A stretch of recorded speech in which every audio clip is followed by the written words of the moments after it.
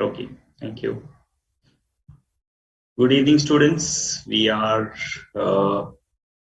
live today for CA celebrations. Since we are having this Chartered Accountants Day today. So happy Chartered Accountants Day to who are already qualified, and also congratulations and happy CA Day to future Chartered Accountants. You are the future Chartered Accountants. You are on the right path, and that's the reason you all should also celebrate this Chartered Accountants Day in anticipation for the future, because once you become chartered accountant, then you will not have time to celebrate the tax day. So you can only do that when you are fresh students and not later on. So you could do that now to the extent possible. So we have a lot of events at various branches which are going on, but you'll see that the number of chartered accountants who actually attend there would be very less. That's for obvious reasons. But keep the celebration. When you are chartered accountants, don't do what few chartered accountants like me do, that they don't attend the chartered accountant celebration, but we should do that. So all the congratulations, and what I'm saying that yes, celebrate. Let's celebrate the Chartered Accountants Day for you as well, and don't be so happy that when I said that we are actually celebrating Chartered Accountants Day today. We are not going to do that. We are just going to wish each other, and we are going to proceed with the class, because if you don't take up this class, then how will you become chartered accountants? So that is more important, and the celebration, once you become chartered accountants, we all will celebrate together. Great. So many students joining in. Very nice. Few students, I cannot see your questions because you have not updated your app. The Board of Studies has made an announcement that their questions will not come to me. Few questions I can see, but I cannot toggle between the old version and the new version. So students, like I've seen few names, Mahadev Bhardwaj, Menon Rafiq Bhai, Himanshu Gupta, and few more students are using the previous version of the app. Kindly update your BOS ICI app version. So if you update it, then I will get all the questions. Most of the students have done it, and I can see that. Yeah, that's nice. Yes, few people have asked, wishing around Happy Chartered Accountants Day. Where is your firm located in Bangalore? Those details I cannot share it over here. It's in Bangalore itself. Great. Very nice. Good. So few people have been attending the celebrations, attending some classes, attending some events offline and online before coming to this class. That's really nice. Very nice. Good. Yeah, as you could see, the slide which is visible on your screen is GTA service. We had discussed in our previous session what is the reverse charge mechanism, how does the reverse charge mechanism work, and specifically we had discussed on various categories of reverse charge which is applicable. You know, we started with the most common legal services, then the director services, and so many other services are there. We can have a recapitulation of that after some point of time. But before that, we will go through the main taxable services. One is the GTA service. We understood that GTA, who is the GTA? He's a goods transport agency service. Now, this GTA service provides services to any entity. It could be a business entity or non-business entity. So we have seen here. Yeah, if a GTA provides services to others who's not a business entity, right? So if it's definitely, if a GTA provides services to you for transporting your goods, for moving off as a packers and movers. No, okay, packers and movers is a different example because that's not a GTA. But if a GTA does any services to unregistered person other than these notified person, then it becomes exempted. So good that I brought up this confusion that packers and movers. Packers and movers are not equivalent to GTA service providers, because GTA service providers are one who provide the transportation of goods against a consignment note. So they give you a consignment note, take the responsibility of goods and transport from the person, the consigner, to the consignee's location. Okay, and not everybody is a GTA service. You'll generally see that it's very difficult to identify who is a GTA service provider, because there will be some lorry transporters who are individually flying the lorries. So they are not GTA service providers. on them these provisions will not apply. Okay, so what I'm trying to say is there could be three to four categories. One is a courier agency or a person who is packers and movers. So they are different. They will bear under forward charge because reverse charge does not attract on them. Second category is individual truck owners who are just having one or two trucks and they're transporting your goods from one place to another. On them also forward charge will apply, but generally they will not be registered. So you don't have to pay under reverse charge also for them because they are not under the category of reverse charge. Third category is a GTS service provider, who is a goods transport agency service provider. A GTS service provider is one who provides transport goods against a consignment note. On the GTS service, what happens? There could be reverse charge or forward charge. When is a reverse charge there? When they have not mentioned anything.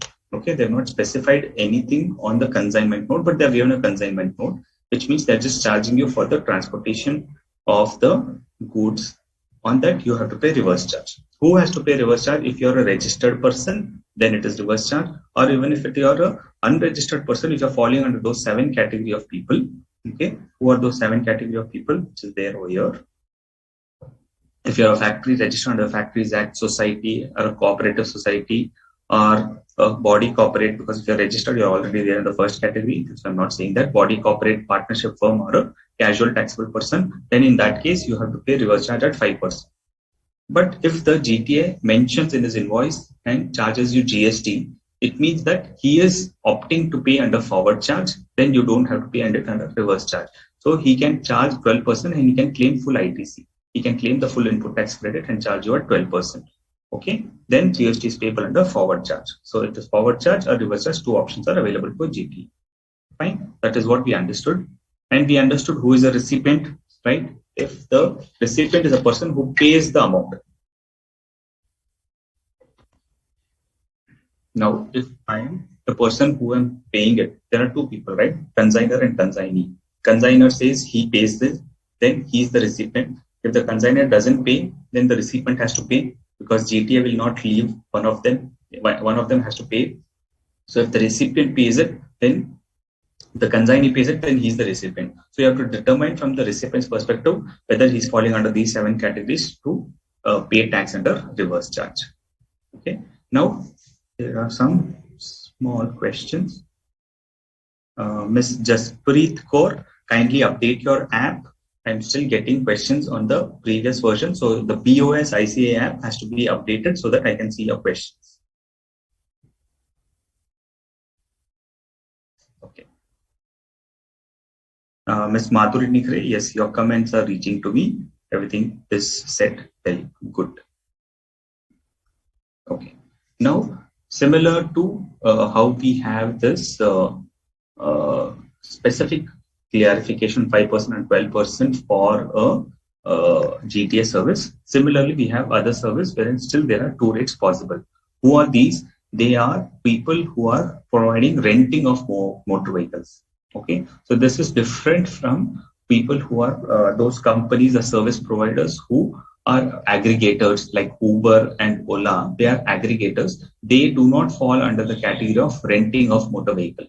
Renting of motor vehicle are those cab providers who provide you the motor vehicle on a rental basis, saying that per hour will charge you 500 rupees. Okay, or some people say with kilometer, whatever it could be, either it could be chargeable on a per kilometer basis or it could be chargeable on a time basis, whatever for which they charge you the rent. The methodology could be different, but basically they provide you renting of motor vehicles, including the cost of fuel. Okay, so if it's excluding cost of fuel, then this provision will not apply. This will apply, the reverse charge provision will apply when the service provider provides the renting of motor vehicle, including the cost of fuel. Okay, so in that case, if the service is provided by a body corporate, which means the rental company is a body corporate, then, and if they're providing to any person, okay, if it's a body corporate and they are providing this renting of motor vehicle and the supply is the service is supplied to anybody, then if they have 2 options, they can either take input tax credit or they cannot take input tax credit.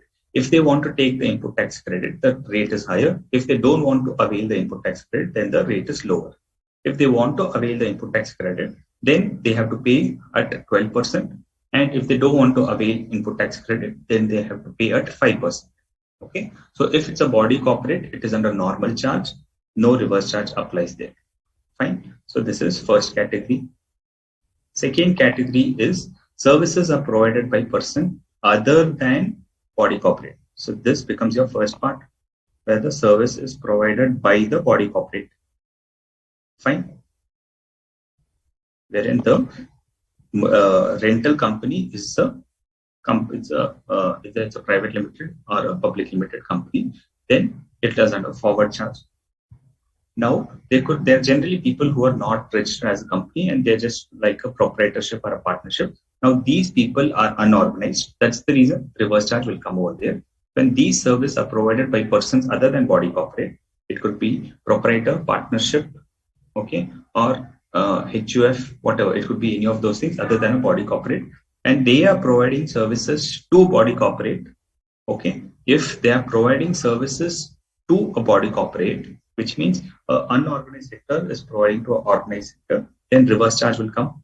And now he can mention in his bill that he is claiming the credit or no. If he is claiming the credit, then what will be the rate taxable? Then he can claim, he has to pay under forward charge again. If the service is applied to a body corporate and he is availing full input tax credit, then he has to charge 12% and he can claim it again, that is under forward charge. But if he is availing limited ITC, which means ITC, limited ITC means what? He is claiming ITC only on input services in the same line of business. Okay, if he is claiming only the credits when he has lot of demand and he can take services of renting services of motor vehicle from another service provider. He knows that who is the other person who's providing it. And if he takes any service from others, he can claim credit of that. Then in that case, only that ITC is available. And then in that case, it is taxable on reverse charge at 5%. So in nutshell, what I could say is only in one case, reverse charge will come when the service provider is a non-body corporate and he's providing to a body corporate. Okay, if he's providing to a body corporate, then the body corporate has to pay under reverse charge. If the service provider is a person other than the body corporate and service supplied to a person other than the body corporate, then again forward charge will apply, same like the first case. Okay, so first case we already said it is always under forward charge, either 12% or 5%. Clear? So let's recap this point. Service provided by a renting of motor vehicle. Now renting of motor vehicle, when the charge you including the cost of fuel, generally that's the business practice that they charge including cost of fuel, they don't separate the cost of fuel. So they charge you like say for a total they charge you 20 rupees per kilometer, which means the cost of the fuel is included in it. Or there could be other companies who provide you on an hourly basis, in that for 200 rupees per hour will charge how much ever you travel. So those are the examples of renting of motor vehicles, including cost of fuel. Now this service could be provided by a body corporate or by a non-body corporate. If it is provided by a body corporate, they will charge under forward charge at 5% or 12%. 5% without by availing limited credit, and if they are not claiming any credit, then if they are claiming credit, then 12%. If they are not claiming credit, that is only limited credit. If they are claiming, then it is at 5%. Second category is service provided by non-body corporate to any person other than a body corporate. Then again, it is under forward charge 5 or 12.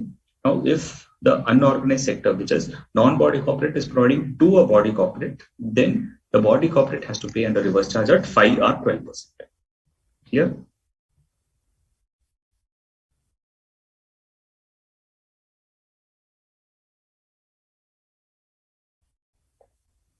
Yes, Mahadev Balwaj, your query is now reaching to me.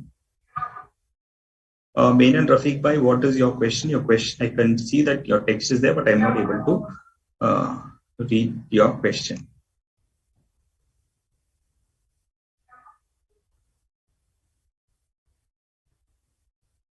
Okay. Is the transporter claiming 5% is registered or not? So if the person who's claiming ITC, then he has to register. So anybody who wants to claim, so in this case, if it's a body corporate and they want to claim the credit, they have to register. Only then they can claim the credit.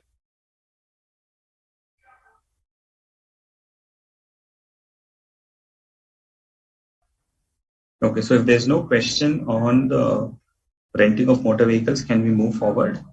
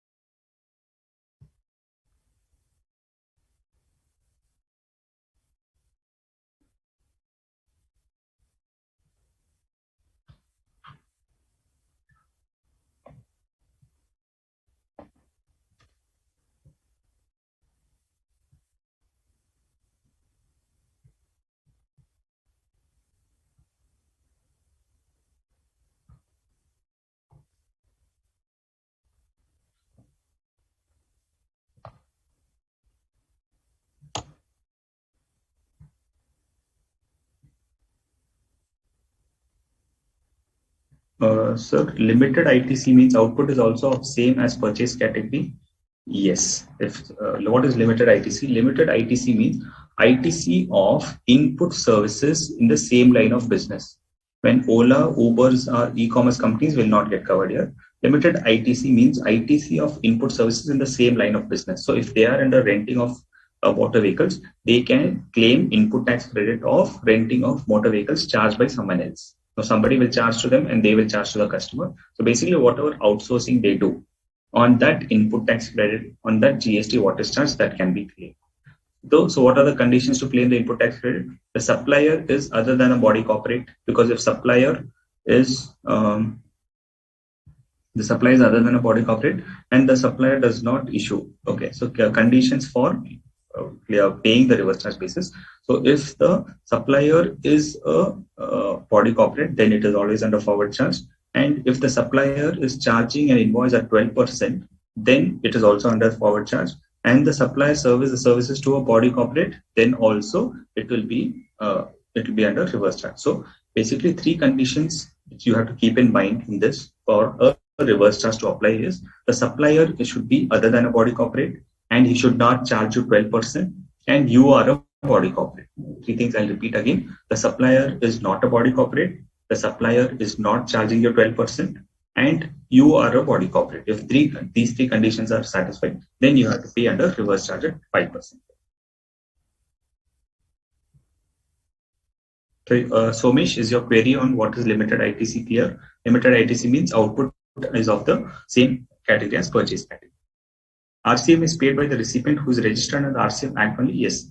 So recipient, if he's a body corporate, right? We have said who will be the recipient is a body corporate. Now, if he's unregistered and if he's availing any services of renting, then he will have to register for this purpose and pay the reverse charge basis. Okay. Himanshu, your doubt is clear. Whether RCM is paid only by a recipient who's registered? No, it is paid by even an unregistered person. If he's unregistered and he's availing this service, then by virtue of this, he will fall under the category of registration and he has to register and pay the GST. Are we eligible to claim ITC of RCM on rent a car if we are company? On rent a car, we cannot claim, Rakesh. When you read input tax credit, you will get clarified that rent a cab service input tax credit is not available. That is also under the block credit category. Prabhas, your question, I will check during the break and I'll get back to you. Will the GST rate provided to you in exam? Yes, the rate for GST will be provided to you in your exams. Sneha Sharma, request Sneha Sharma, Jasprit Kaur to kindly update your app and please post your questions, because if you post the questions now, it is still coming in the old system.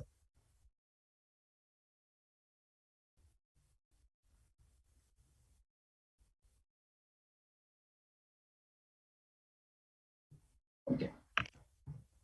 So we'll just do a recap of the reverse charge notification so that we are clear on that again.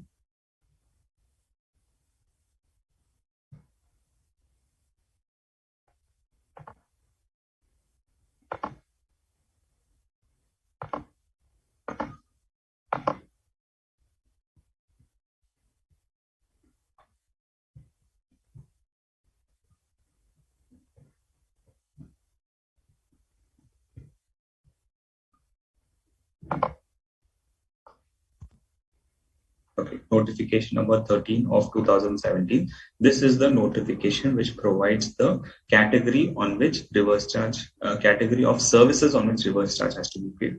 Notification number 13 of 2017, CTR. What does this mean? This is passed by the central tax. So you have IGST, that is called as IT, which is one is passed on the ST, will be called as ST. CT means central tax, R means rate. So these are related to rates. So notifications are classified as rate notifications and other than rate notifications. So if anything is related to the tax rate, then it will be under rate notification. So this is passed under notification number 13 of 2017, central tax rate notification dated 28 June 2017.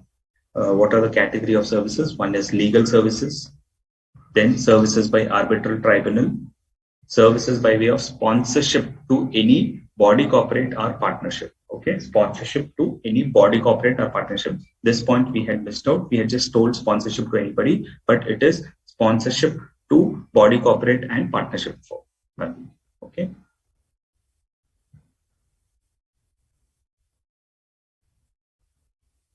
So if the service recipient, the person who's paying the sponsorship is a body corporate or partnership firm, then reverse charge will apply. So if it's a proprietorship firm who's sponsoring anything, then reverse charge will not attract. It means the recipient which could pay the GST if they are registered.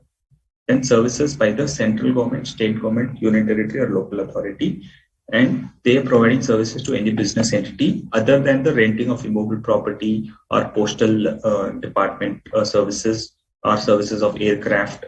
Basically what is there at the Airport Authority of India charges, those will be under forward charge. Other than that, it's all under reverse charge. Renting of immobile property by government will be applicable only if you're registered. So you don't have to register in this case if you're not registered. Unlike other cases, all other cases we have said that because of this rate, because of this category of GST, you have to register under GST and pay reverse charge. But if in case of renting of immobile property, the person, if he's registered under GST, only then reverse charge will be paid, not otherwise. In case of director setting fees or any services other than an employer-employee relationship, whatever services is provided by a director, that will be falling under reverse charge. Then a person other than a body corporate, which means the security services, who is not a body corporate, if they are providing to any registered person located in the taxable territory, then the registered person has to pay. Again here, this you don't have to register for this purpose because the category itself says a registered person. So if it's an unregistered person, he will not pay under reverse charge. Okay. Then GTA, we understood this clearly, GTA and renting of any motor vehicle. Apart from that, other services are services supplied by any person by way of floor space index, which means they get a right to construct additional floors. That service, if it has been provided to a promoter, then the promoter has to pay under reverse charge. Then long-term lease of land also, which means a 30-year-old lease. Some lease categories are for more than 30 years. It is for 50 years or 70 years by any person against consideration in form of upfront amount. Okay, any upfront amount what is getting from a builder or a promoter, then the promoter has to pay GST on reverse charge. Insurance agent, a recovery agent, these people may not pay the GST. That's why they are the person who receives the services. Like an insurance agent services, who is the receiver, not the policy holder. The insurance company is the receiver. So insurance company has to pay under reverse charge basis. Similarly, in case of loan recovery, banks appoints a recovery agent. Then the recovery agent services has to be GST has to be paid on the recovery agent services by the banker. Music composer, photographer, artist. There was some, in this case, it will be the music company, producer, the like. The author, in case of an author, the publisher who is located in the taxable territory, he has to pay. Then members of overseeing committee, direct selling agents, business facilitators, business correspondent. In that case, also it will be under reverse charge. Okay, or a lender, in case of a borrower, lender who is under the securities lending scheme of the SEBI, in that case also it will be under reverse charge. And then lastly, we know that in case of import of service, it will always be under reverse charge basis.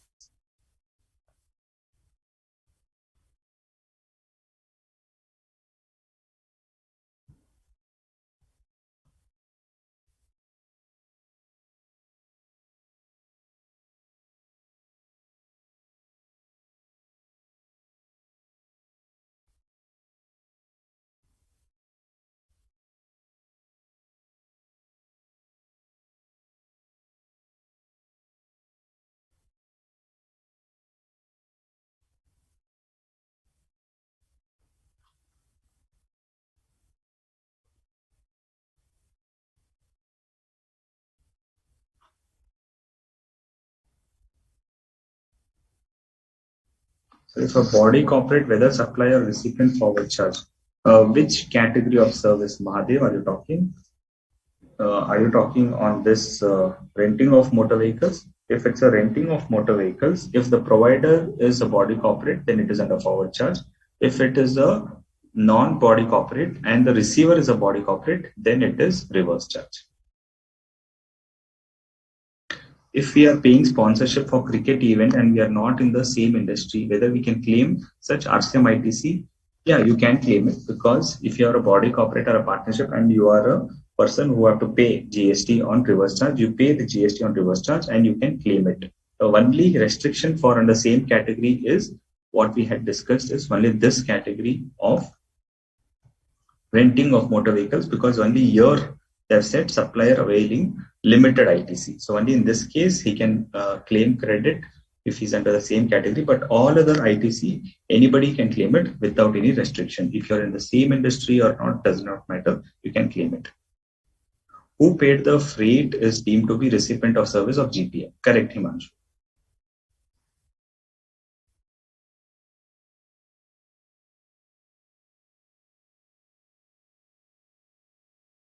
Okay.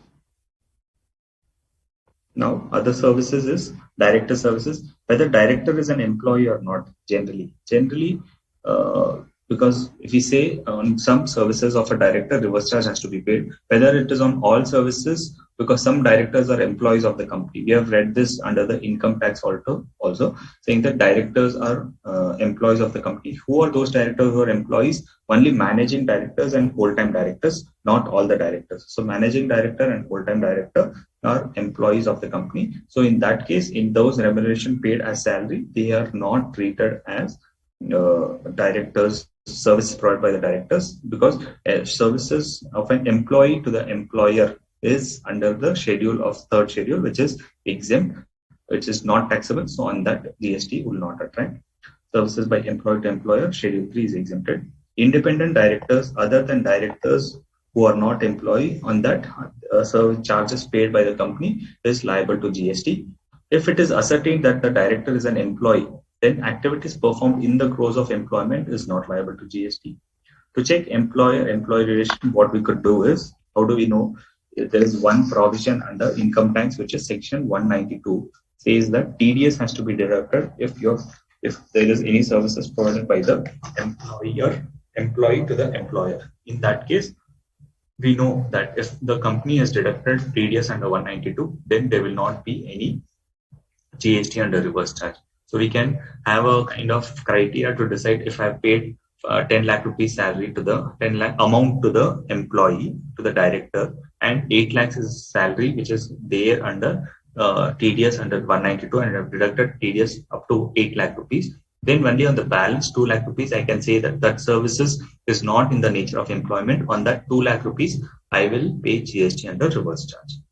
If it is 194J, then it is liable to GST, because 194J is professional services. Whatever TDS you deduct under 194J, on that GST under reverse charge will be applicable. Other important points to note under RCM is there's nothing called as partial reverse charge, because under service tax we had this option of partial reverse charge, saying that if the service provider is this category and service receiver is the falling under this category, then sometimes it is 75% has to be paid by the service provider, 25% has to be paid by the recipient. Those confusions were there, but under GST we don't have any partial reverse charge. We have 100% reverse charge only, which means we have to pay GST. If you're falling under the notification 13, then you have to pay reverse charge up to the extent of 100%. All taxpayers are required to pay tax under reverse charge, have to mandatorily obtain registration, and the threshold exemption is not applicable. So except those categories where it is specifically mentioned as a registered person, in all other cases it will be persons where they have said as business entities. So if it is business entities and things like that, if it is a body corporate, if it is where they've said specifically that generally most of the cases they've said body corporate. In few cases they've said persons carrying insurance business. Those people, if they are not registered, then they have to register and pay it. And those categories where they've said registered, which means that only if they have registered, they have to pay it. Okay. Payment of taxes and reverse charge cannot be made with utilization of input tax credit, right? So if I have to pay reverse charge, I agree, but I have so much of credit lying in my electronic credit ledger, which means when I claimed input tax credit, right? I have so much of input tax credit lying with me. Can I pay the GST of reverse charge through the utilization of credit? No. Reverse charge, you always have to pay through your bank account itself. You cannot utilize the credit of other services because this is a output. It's an output kind of liability. So this liability cannot be paid through credit. Once you pay it, then this is available as a credit. That's what is the next part explaining. The recipient can take the credit of the tax paid or inward supplies liable to reverse charge once the recipient makes the payment of tax in cash. So I have received the legal services. On this legal services of 1 lakh rupees, I have to pay GST at 18,000, and I have a credit balance of around 2 lakh rupees lying with me. So can I say the government that I have to pay 18,000 and you have the credit balance with me? Can I utilize with that? No, you cannot utilize. Even though you may have so much of credit, this reverse charge liability of 18,000 has to be paid by cash. Once you pay it, this will also get added to your credit. Okay, once you pay it, then it will get added to your credit. Your credit of 2 lakh will become 2 lakh 18,000. Clear?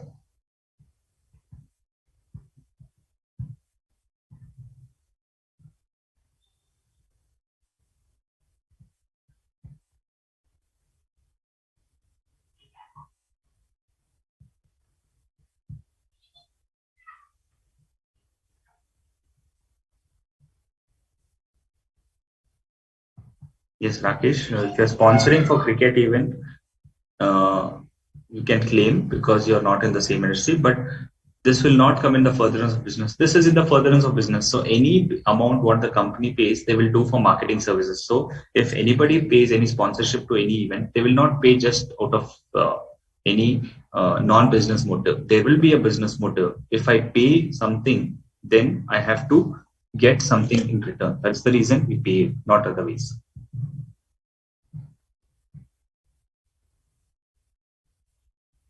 Okay, so in case of reverse charge or in case of any input tax credit, it's not that it should be in the same industry. Whatever sponsorship also you're paying to for marketing activity. That's the reason input tax credit on that also is claimable.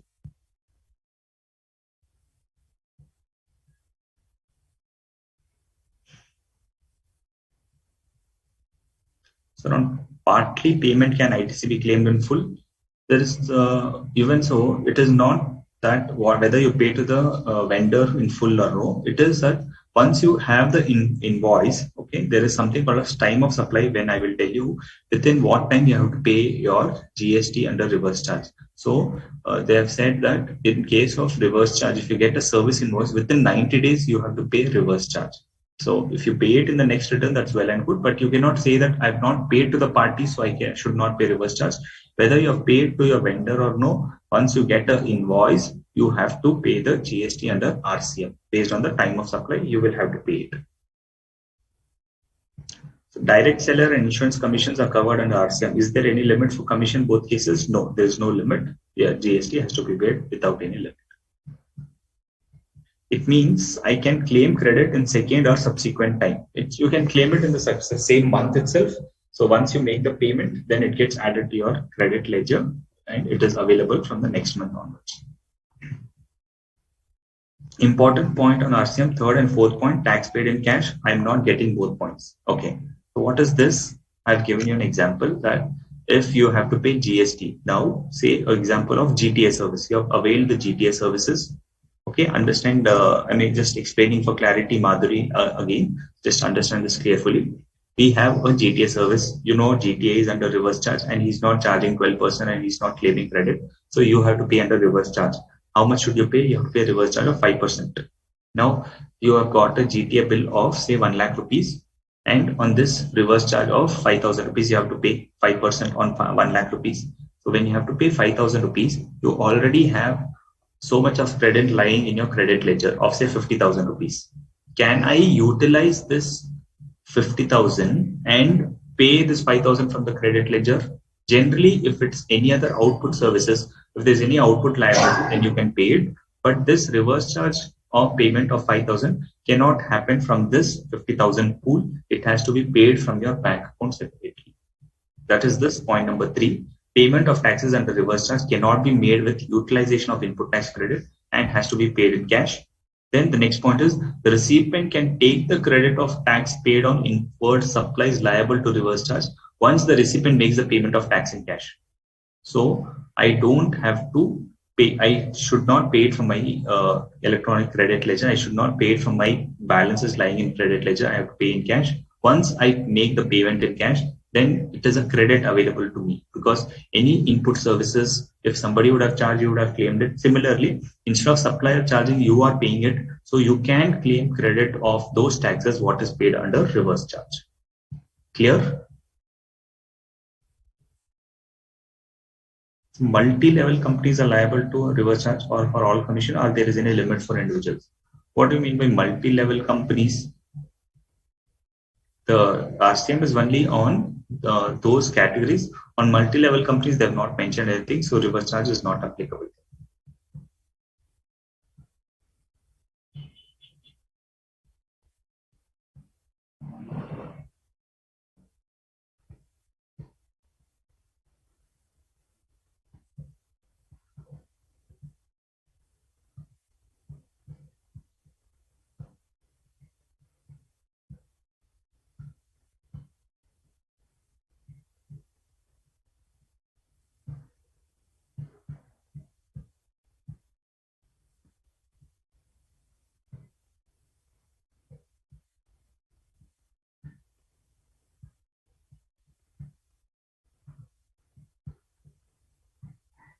RCM paid by cash only. Yes, RCM paid by cash only.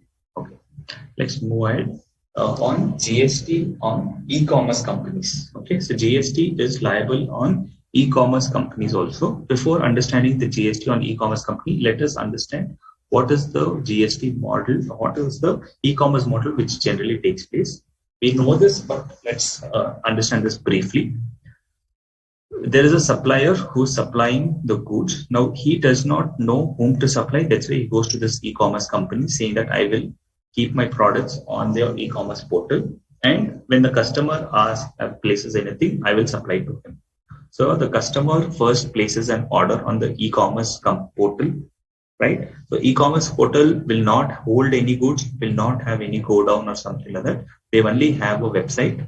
Okay, they will only display on the online platform the product information. They will only do the marketing, promotion, and provide user interface. And they will take a percentage of commission on the sales made by the supplier.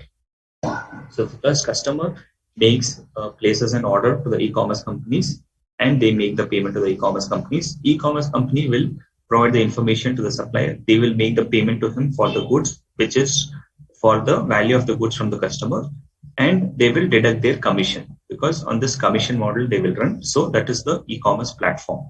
On this platform, you place an order, and this will be placed to the supplier. Supplier will deliver the goods directly to the customer. Okay, so this is the model it works, wherein the control is of the e-commerce companies, because they are getting paid from the customer and they will make payment to the supplier. So generally, e-commerce company will have all the information which is required, right? So supplier could be various people. Now, whether they are registered under GST or not registered under GST, that was a problem. That's the reason government said that we know this e-commerce companies are very well organized. They will have a lot of information. So let us collect GST from this e-commerce company. Okay, that's how the next section 9(5) GST of RCM by e-commerce operator comes in. Wherein they've said specified e-commerce transactions which happens on that GST will be paid by e-commerce operators. So it is neither under forward charge, neither under reverse charge, because there are in a forward charge, supplier pays, under reverse charge, customer pays. But this is not under forward charge, neither under reverse charge. There's a special category wherein they've said GST will be paid by e-commerce operators. On what services? Transportation of passengers by a radio taxi, motor cab, maxi cab, and motorcycle. Supplier of service could be any person. Who is the person liable to pay? Not a customer, directly e-commerce company.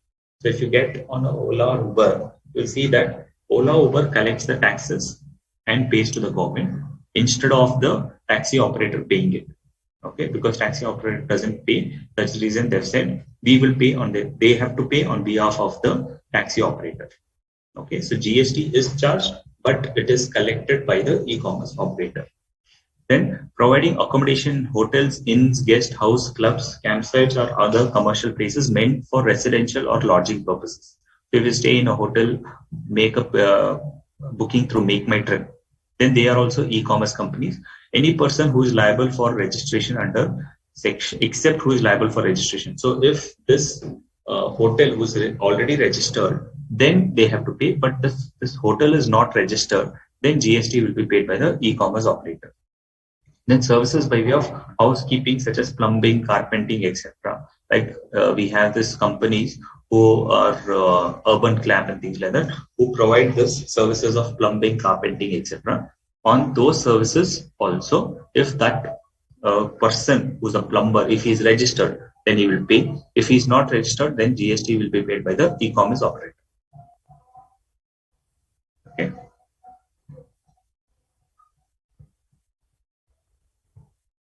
So can we claim RCM ITC in same month? Yes, we can claim ITC in the same month itself. Means I can use the amount paid in RCM as my ITC to settle as same under forward charge. Have I got it right? Yes, Prabhas, you got it right. Once you make the payment, saying that. But if you have kind of only input tax credit, only reverse charge basis, then and no output tax credit, then you have to pay in cash itself. So ultimately, you pay in cash itself, and the credit gets added to your electronic credit ledger. But sir, IGST under RCM by recipient of service from outside, like service of Microsoft, we people paid from India, not necessarily that we are registered under IGST Act. So if you are registered under GST Act, you don't need separate registration under IGST Act. Once you are registered as a GST dealer, then it is one registration is sufficient for all the acts. You can pay under CGST, you can pay under SGST, you can pay under IGST. Separate registration is not required.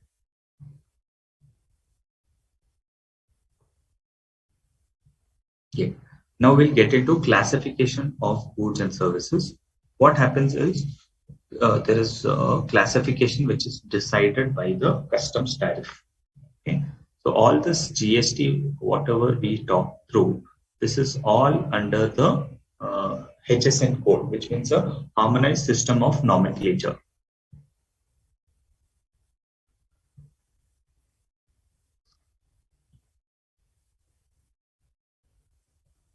Okay.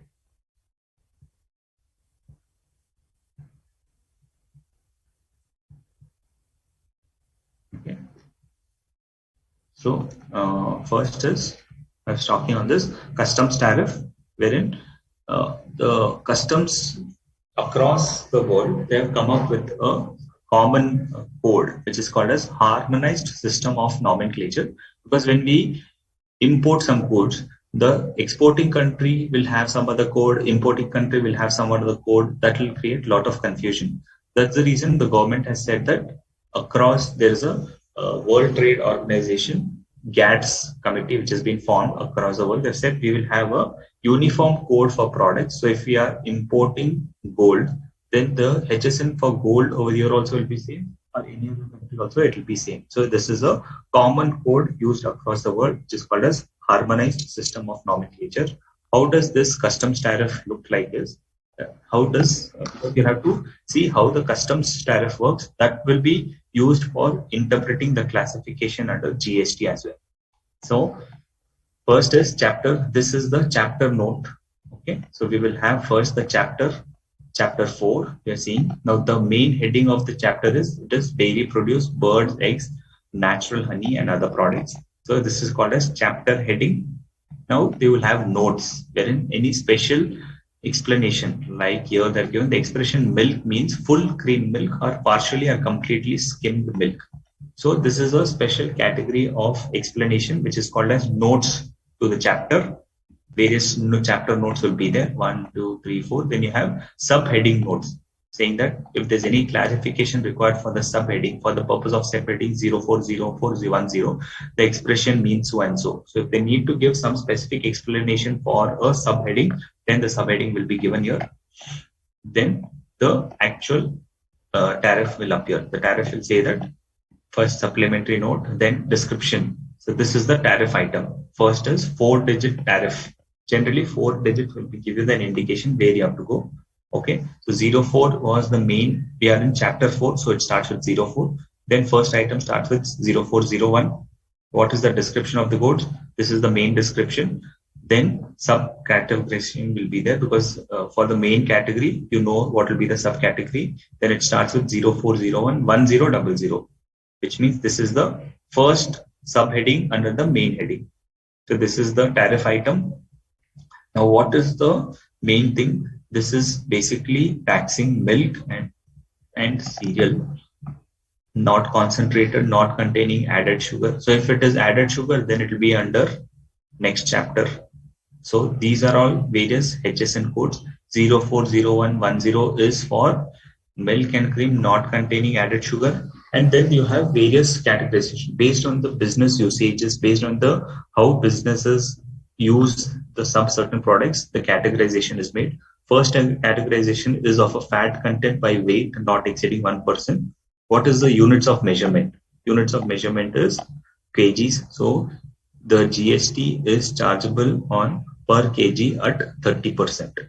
Okay, standard rates and preferential area rates, wherein some preferential rates are given to certain countries when you import from certain countries. On that, the rate will be there. So here there is no rate, no preferential rate. So standard rate will apply there also. So this is how you read the customs tariff.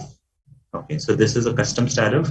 It will be having various pages. I've just taken off one chapter, chapter 4, and we will see how this has been categorized. So you'll go to the main chapter, see the subheading, and see what is the rate. So the rate of customs is 30%. Okay, this is customs tariff. So this will give you the customs rate. So customs tariff rate is 30%. Similarly, you will have GST for classification for GST for these goods. This notification number 1 of 2017 gives the GST rate notification. Okay, so they have said that 2.5% will apply for goods which are covered in Schedule 1, Schedule 2 different rate, Schedule 3 different rate. So what schedule we saw? The first schedule under GST Act. Now this schedule is under the notification. Notification number 1 of 2017 is for goods. This is not relevant for your exam because the rate of goods will be given you, but how to interpret, how to see the classification, that is important. So Schedule 1 will give you 2.5%. So 2.5% is applicable on 0303. So what is 0303? You don't have to go through here. To understand what is 0303, you'll have to go to the customs tariff. In customs tariff, that what is the classification mentioned, that applies here also. Okay. And what is the description of goods? If this is the goods, then the GST rate is 2.5%. Now you'll see that 0303 could be under different head also. It could be under Schedule 2 also. So if then the description of goods will change. Okay, when the description of good changes, then that rate changes. So GST rate we'll have to use. Now we have 5 to 6 schedules are there, and these rates generally keeps changing and the description gets updated. So whenever you have to find the rate, you have to go to the latest notification and see what is the rate for your product. Okay, then we have GST rate for services. Now, goods have HSN chapter from 01 to 98. So it starts from 01 to ends with 98. For 99 onwards, we have GST for services.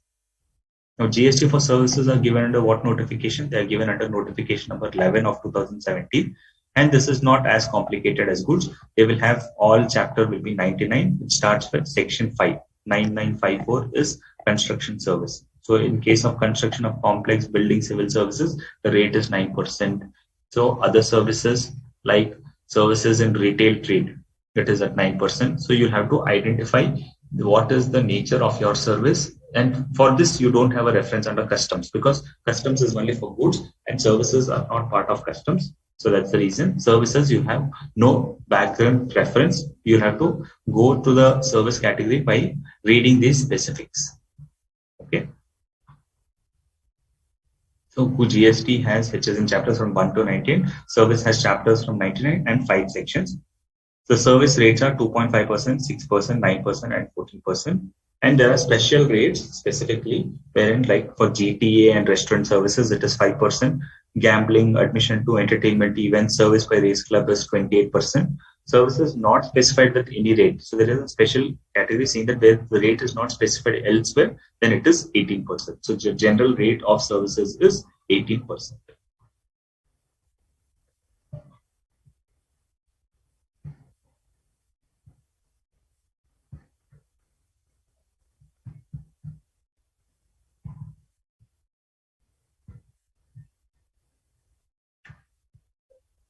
So can we get ITC in 9.5? Yes, even in 9.5, whatever is the GST charged by the e-commerce operator, we can claim the credit of that. How to pay cash on RCM? So when you file your returns, you have to disclose what is the tax you have to pay under RCM. Once you specify that, then it will give the challan. In the challan, it will specifically mention GST. In the returns, it will show what is GST and a forward charge, what's GST and reverse charge, and the challan gets generated. Once you make payment of the challan, it gets reflected in your returns. Customs carriers gives us the number of some particular product and their respective tax rate. Please correct if I'm wrong. Yeah, it only gives you the classification and gives the rate under the Customs Act, but it does not give the rate under GST Act. GST rate will be given by this notification number 1 of 2017. But why customs is relevant is for any classification, then when on any classification issues, whether the chapter heading, because the customs will give you complete details, GST will give you details in brief. Whether gold or diamonds also charged with GST, yes, gold and diamonds also are liable to GST.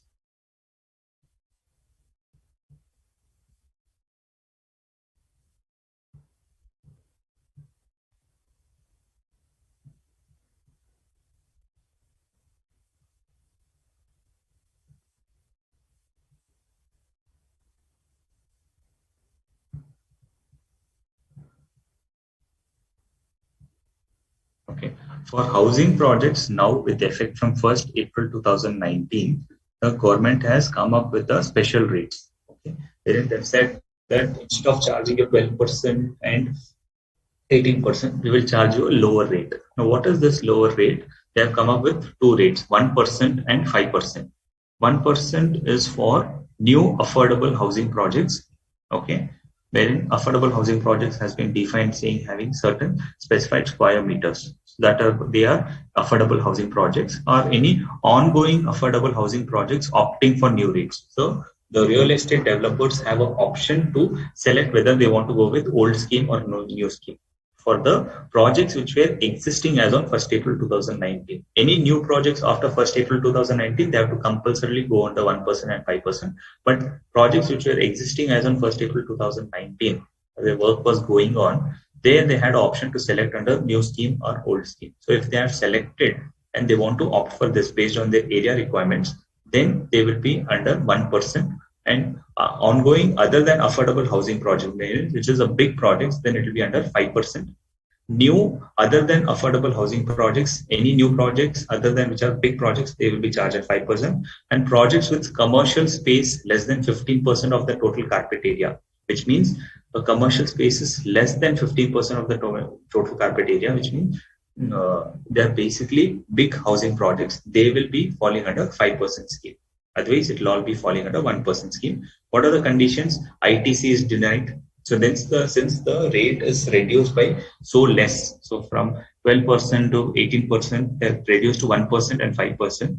Then what is happening is ITC will not be available, but doesn't mean that you can buy from anybody. You have to prove that 80% of your inputs and input services are procured from registered person, right? So if you are buying from any unregistered person, you can buy to the extent of 20%. If you're buying more from unregistered person, that will not be permitted. You have to buy 80% of your inputs and input services from registered person. And if not, then tax will be charged at 80% on reverse charge to the builder. Okay, so they have to procure minimum 80% from registered person. If they're procuring 70% only, so to the extent of shortage of 10%, they have to pay. The builder has to pay GST at reverse charge at 18%. And if cement is just purchased from unregistered person, because the rate on GST on cement is higher, so if they find out that 20% unregistered is fine, but if the shortfall is there and that shortfall is due to purchasing of cement from unregistered persons, then the GST has to be paid at 28% under reverse charge. So is there GST of reverse charge under 28%? Yes, only on this category when you are purchasing from a purchasing of cement from a unregistered person, then it is chargeable at 18%. Okay.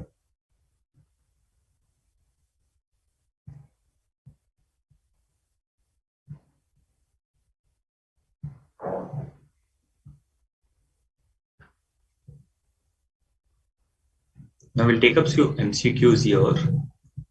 Which of the following are treated as interstate supply? Okay, answer number 1 and 2 together. Which of the following are treated as an interstate supply? And second question is exempt supply means supply of any goods or services or both, which attracts what? Whether it is nil rate of tax or wholly exempt from tax under section 11 of the CGST Act, or non-taxable supplies, or is it both A and B, or is it none of them?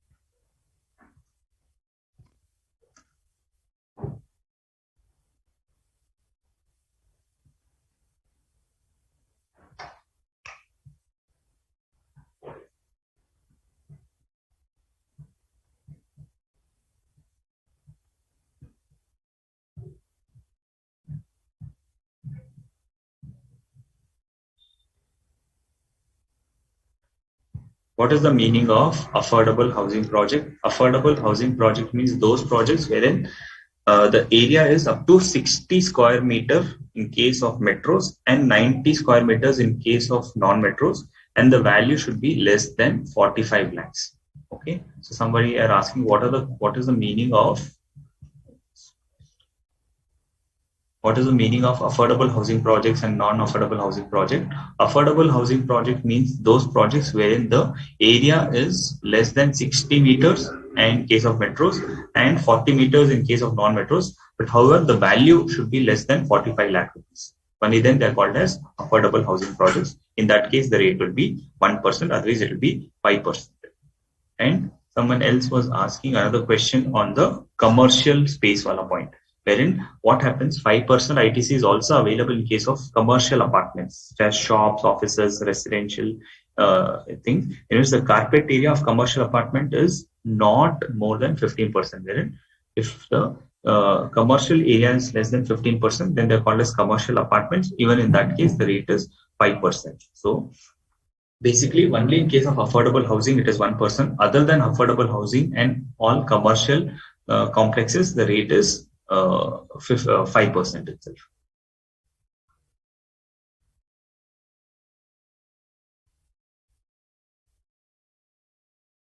Wait, I'm getting answers. Answer for question number 1.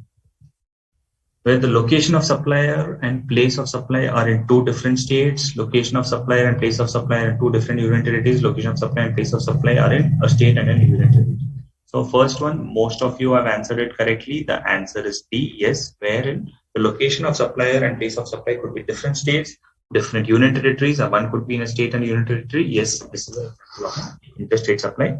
Second, exempt supply means supply of any goods or services which attracts what? Nil rate of tax, or it is non-taxable supply.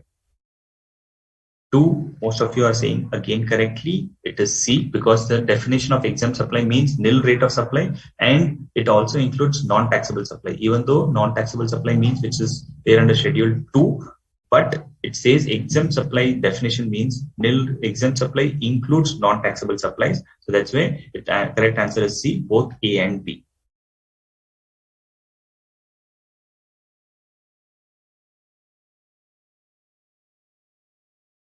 CGST Act 2017 and IGST Act 2017 extends to whole of India, or it excludes Jammu and Kashmir, or it extends only to Jammu and Kashmir, or none of the above. Then fourth question, which of the following falls under reverse charge mechanism under GST? Service supplied by GTA, service supplied by arbitral tribunal, service supplied by your sponsorship to any body, corporate, or partnership, or all the above. Very simple questions here.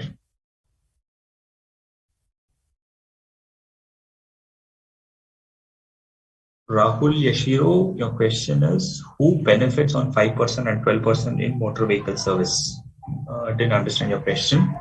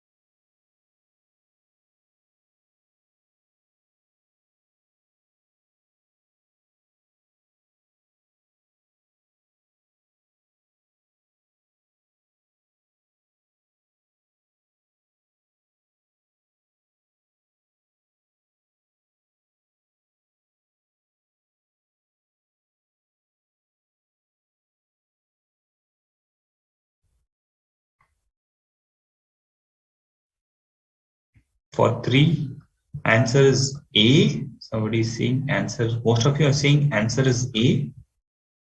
Extends to whole of India except Jammu and Kashmir. No. It extends to whole of India, including Jammu and Kashmir. You're right. So question for answer for question number 3 is whole of India. And for question number 4, which of these attracts reverse charge mechanism? All of it. Yes, all of it attracts reverse charge mechanism. Next.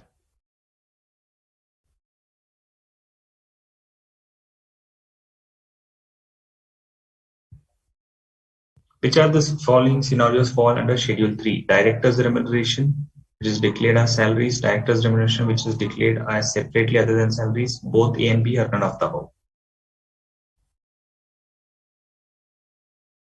This is a little interesting, simple question, but it's a little twisted. Rahul Yashiro, when will supplier charge 5% and when will supplier charge 12%? By 2 different rates. When the supplier wants to claim input tax credit, then he will charge a higher rate, which is 12%. And if the supplier doesn't want to claim credit or he wants to claim limited credit, right, then he will charge 5% because he cannot claim most of the other credits. That's why the rate is reduced there. But if he wants to claim full credit, then it's 12%. That's why it is 2 different rates.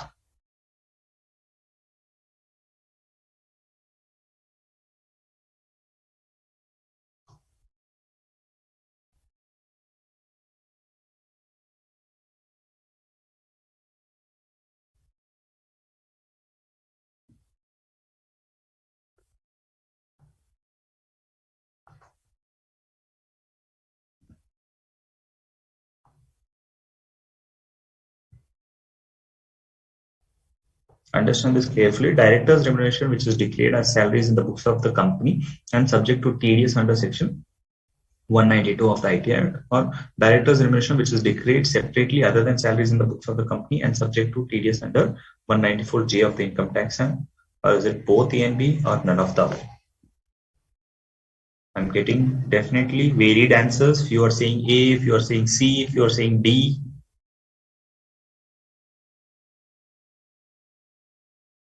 Yeah, Harsh, question is how the carpet area will be less than 15%? Does we take floor like we have 4 floors and we have only ground floor as a purpose of commercial, other than commercial, as we have 25% is greater than 50%.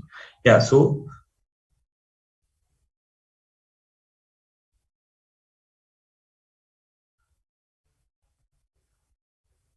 no, that rate will be on Harsh, your question specifically for you is, how do we calculate 15% carpet area? So overall total carpet area, or that how much is commercial, that will be decided. So if the carpet area is up to 50% for commercial purposes, then that rate will be 5%.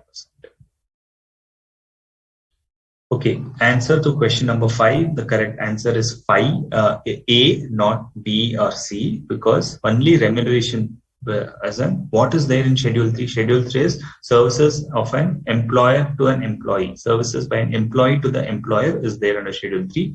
So that's why director's remuneration, which is declared as salary in the books of account and subject to TDS under 192, only that is there as will fall under Schedule 3. None of the other things, which means only salaries will be outside GST, other services will be under reverse charge. Okay, so correct answer is A. So we'll take a break early today because now we'll get into the next topic. Within this supply, within the charge itself, we'll go under the composition scheme. So we'll take an early break today, 9:10 now. By 9:20, we'll come back and we'll start on composition scheme. In the meantime, if you have any questions, please upload it so that we'll try to answer before we start the composition scheme topic.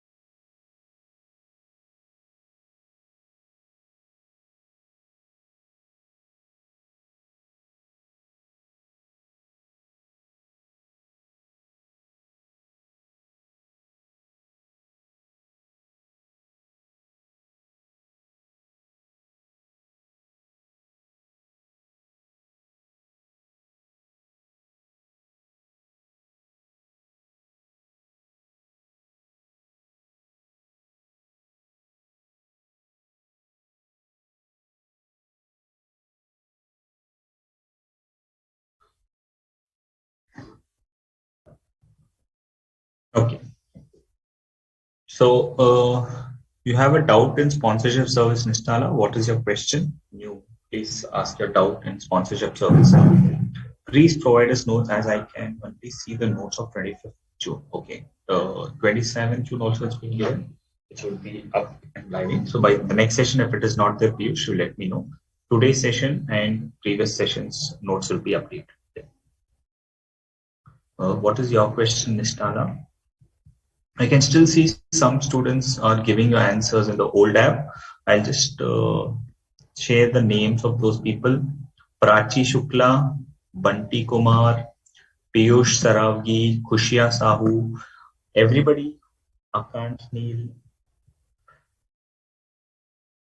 all of you, please update your BOS app and post your questions after you update so that I can see it. Otherwise, old app questions are just gone under the carpet. I'm not able to see your answers. So these people and others, whoever have not updated their apps, kindly update their app because all your questions are not visible to me in the main screen. So please update your app and then post your questions.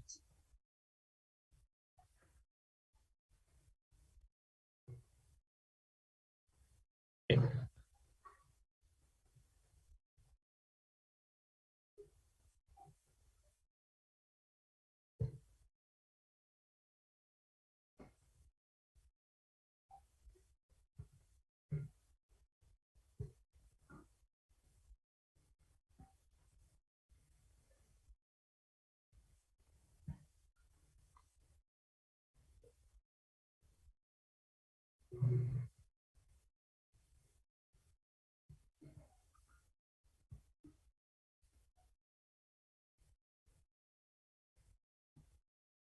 Okay. Oh. Okay, Piyush Saravgi, I can see your questions now. Any more questions before we get into the subject of topic of composition scheme? I understand this. Lavanya, yes, yours is visible. Answer to MCQ 5 is D. No, MCQ is not none of the above. This scenario 5A falls under employer-employee relationship. That's why it's 5A, not 5D.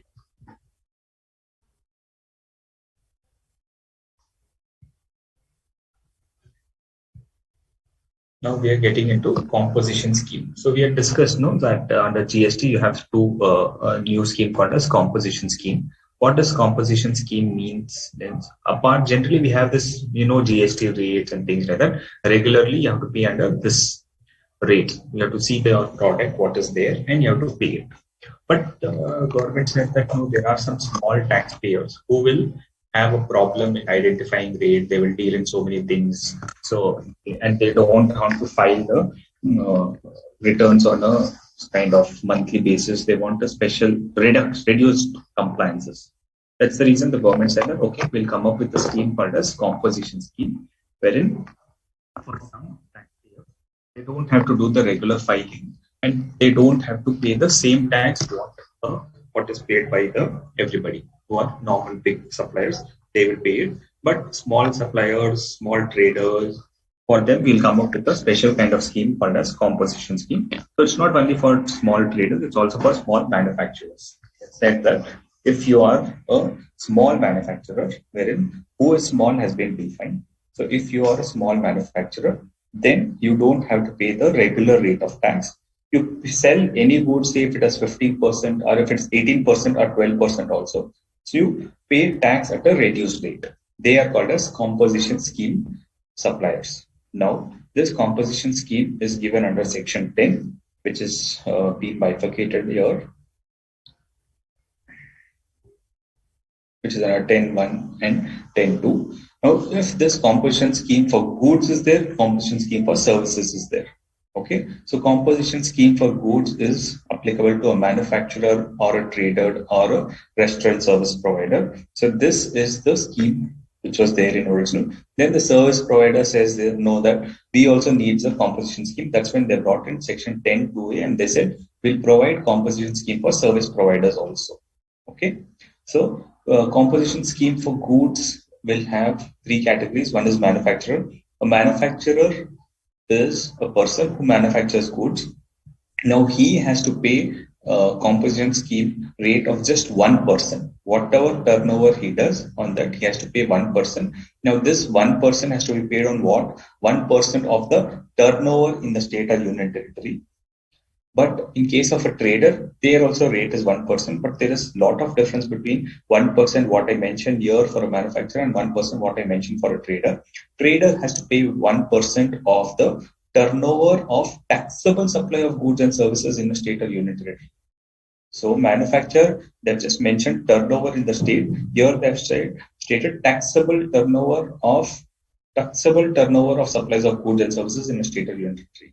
So only on taxable turnover, a trader pays 1%, but a manufacturer pays 1% on complete turnover, whether it's taxable, exempt, anything, doesn't matter. On that complete turnover, he pays 1% because the scheme is accessed. The terms used in the scheme is 1% of the turnover, but for a trader, it is 1% of the taxable turnover. And for restaurant service provider, it is 5%. So in all of these compensation schemes, the rate is specified, and the other thing is they cannot claim any input tax credit. They cannot claim any input tax credit, and they have to pay this rate instead of normal rate. Generally, services, the rate for services is 18%, but for restaurant service provider, they've said pay only 5%. Okay, and even if people who are not under the compensation scheme also, anyways, the rate for restaurant is 5% itself. So this was initially when they had brought it under composition. Then there were two rates of 5% and 18%. Later on, they have regularized it, and for all restaurant service provider, whether they are under composition or non-composition, the rate is 5%. But for manufacturer and trader, it is 1%, which means 0.5% under CGST Act and 0.5% under SGST Act. And for then they said composition scheme for services also we will introduce. Composition scheme for services, the rate is 6%, which is 3% under CGST and 3% under SGST. So for composition scheme for services, the GST rate is 6%. Okay. Now this composition scheme, is it compulsory or voluntary? This is voluntary.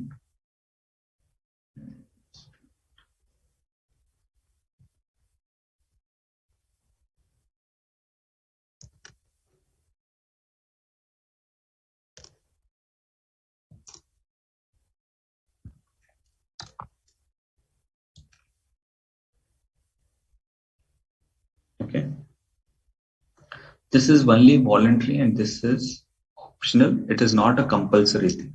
So whom is it applicable to? Anybody who's having a turnover up to 1.5 crores in the preceding financial year. Okay, 1.5% of the aggregate turnover, which is calculated on all India basis. If that turnover is less than 1.5 crores, then you can opt for composition scheme. Benefits is quarterly payment of taxes at specified rate without claiming input tax credit and one annual return. Basically, you have to make quarterly payment. You don't have to pay the taxes on a monthly basis. You have to pay taxes on your total turnover. Okay, on that 1% and pay taxes on a quarterly basis at the rate that is 1% rate. And without claiming input tax credit, you cannot claim any input tax credit since the rate is low. So no input tax credit is available, and just file one annual return. The turnover limit, what I said, is general rate of 1.5 crores in the preceding financial. What we have to see for the purpose of whether we are eligible for composition scheme or no, we have to see the turnover. What turnover? Aggregate turnover. Now this aggregate turnover means the turnover which is calculated on all India basis, not only for your state. So if I'm registered in multiple states, I have to see the turnover in all the states. If that crosses 1.5 crores, then I cannot go under the scheme. If that turnover is less than 1.5 crores, then I can go under the scheme. But in this case of 8 special category states, you have to see the turnover as 75 lakhs. Okay, so for these 8 special category states, which is TNMM, SUMA, I generally remember this as a short form. TNMM means Tripura, Nagaland, Mizoram, and Manipur. These 4 states, then US are SU and AM. Sikkim and Uttarakhand, okay, and Meghalaya and Arunachal Pradesh. Sikkim and Uttarakhand, Meghalaya and Arunachal Pradesh, Tripura, Nagaland, Mizoram, and Manipur. So these 8 states, If there the limit of 1 crore will not apply, there 75 lakhs will apply, because there are small states and the economy is of a lower limit. So they've said that we will not wait for somebody for 1.5 crores. If we'll give a limit of 75 lakhs, which means if they're crossing 75 lakh rupees, then they cannot opt for compensation scheme. They have to go for regular scheme. Okay. In the present year also, the turnover has to be this. So we'll see the turnover of last year and turnover of this year. So if my turnover in this year is up to 60 lakhs, when I'm in a small category, special category states, I can opt for composition. But if I touch 75 lakhs, then I have to convert my registration from a composition scheme to a regular scheme. Okay. And the turnover, this is the turnover limit for goods, and the turnover limit for composition under services is 50 lakhs only. For goods, it is 1.5 crores and 75 lakhs, but for services, it is 50 lakhs. Now, what is aggregate turnover? Aggregate turnover for calculating threshold limit. First is it has to be computed on all India basis. What all needs to be included? You have to include taxable supplies. This is aggregate. Aggregate means overall. So you will aggregate everything. You will see your taxable supplies. You will see your exempt supplies, whatever export you do, and your interstate supplies also. So all of these supplies you will see, such as taxable supplies, exempt supplies, exports of goods and services, and your interstate supplies. Okay, and it excludes the value of inward supplies on which GST is paid under reverse charge basis. So whatever taxes we pay under reverse charge basis, that is excluded.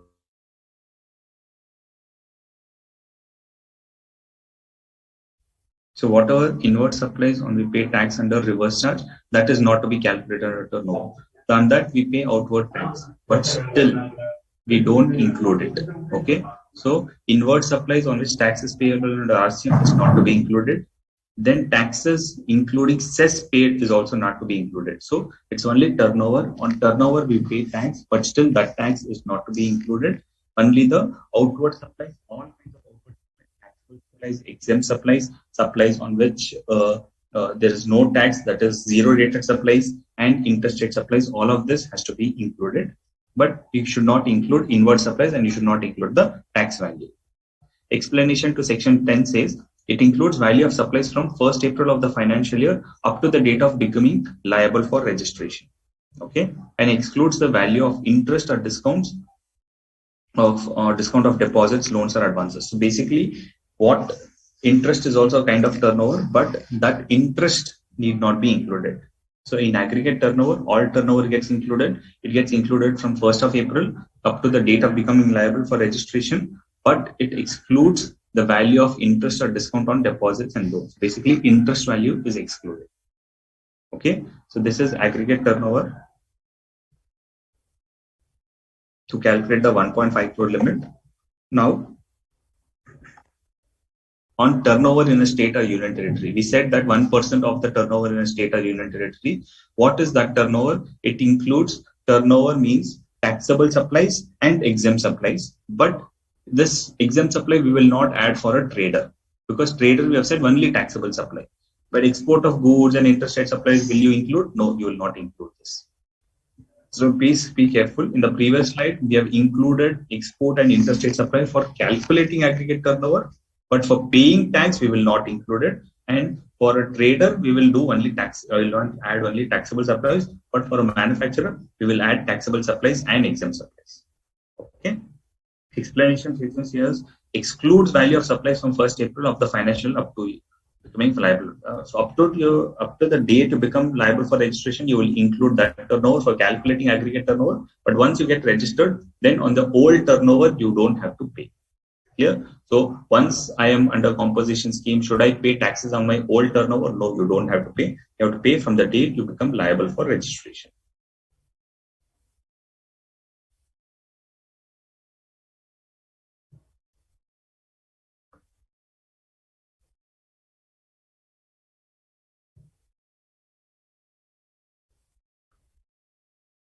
What does actually mean? Composition scheme is just a scheme. There's nothing like a meaning of it. Composition scheme is tax paying at a reduced rate is called as composition scheme. No credit available? Yes, no credit available. This is like 11 PAC in income tax, which is optional, has some special rates. Yes, it is optional and it has a special rate. Correct. Okay. Registered person who is not eligible for composition scheme for goods. Who are the people who are not eligible for composition scheme for the goods? Person making any supply of goods or services which is not liable to tax. So this is very important.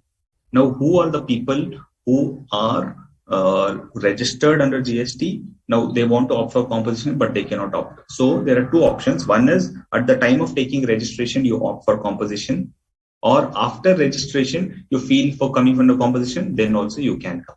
Okay. But that composition scheme, when you want to opt in, you cannot opt in middle of the year. You have to opt in before the starting of the year.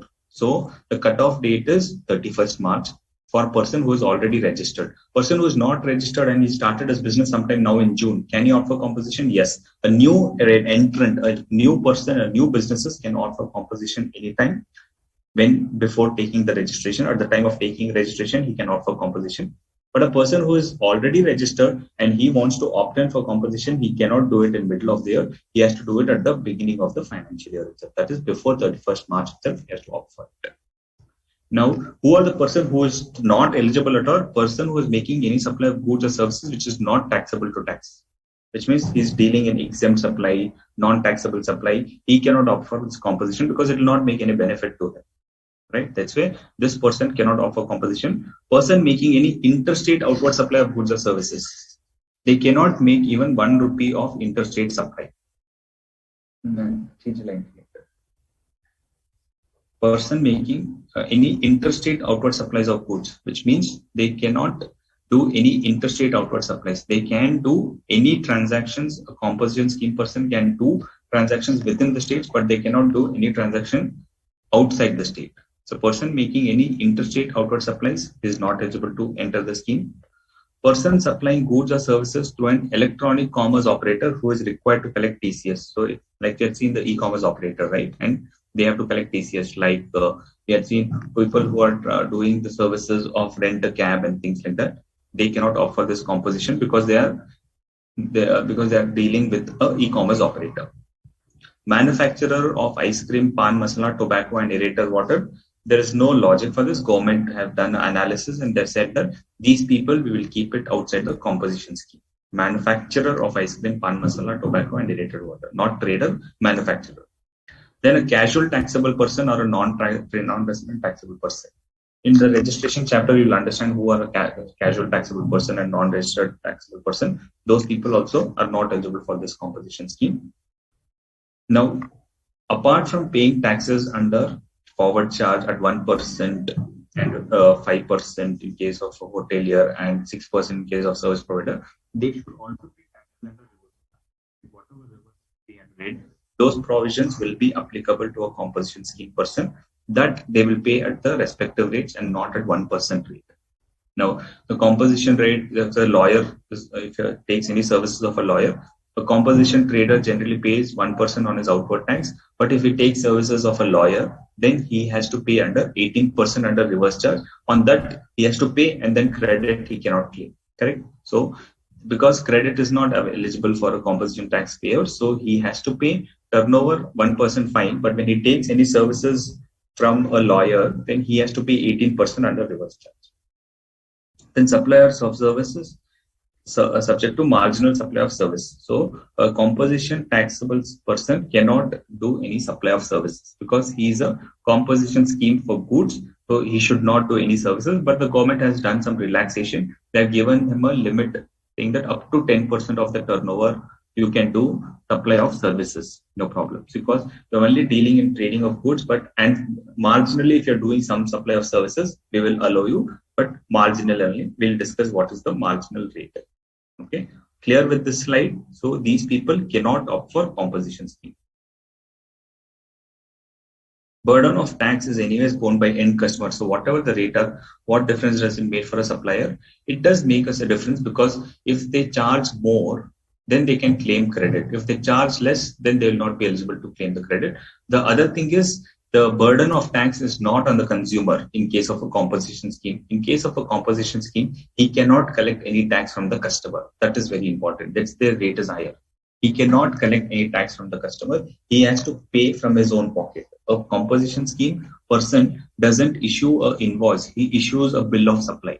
And in the bill of supply, he will mention what is the value of the goods. On that value, he has to pay tax from his own pocket. He cannot collect from his customer.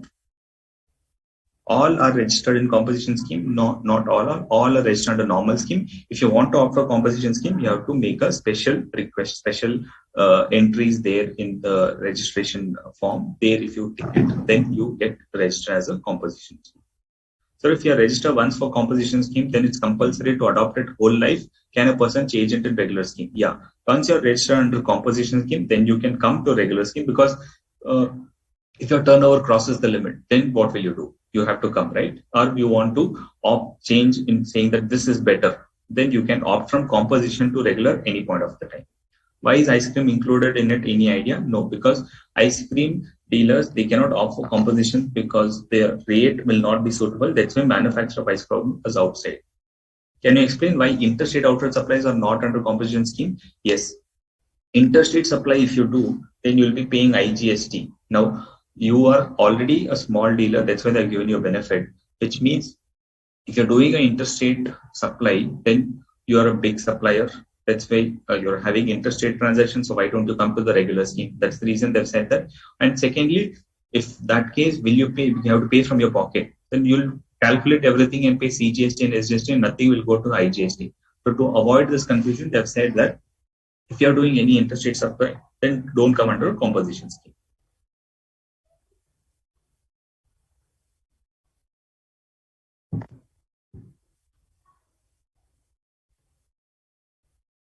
Marginal supply. So here I mentioned in the last point, right? He has to pay, he can pay, the last point we had mentioned, no?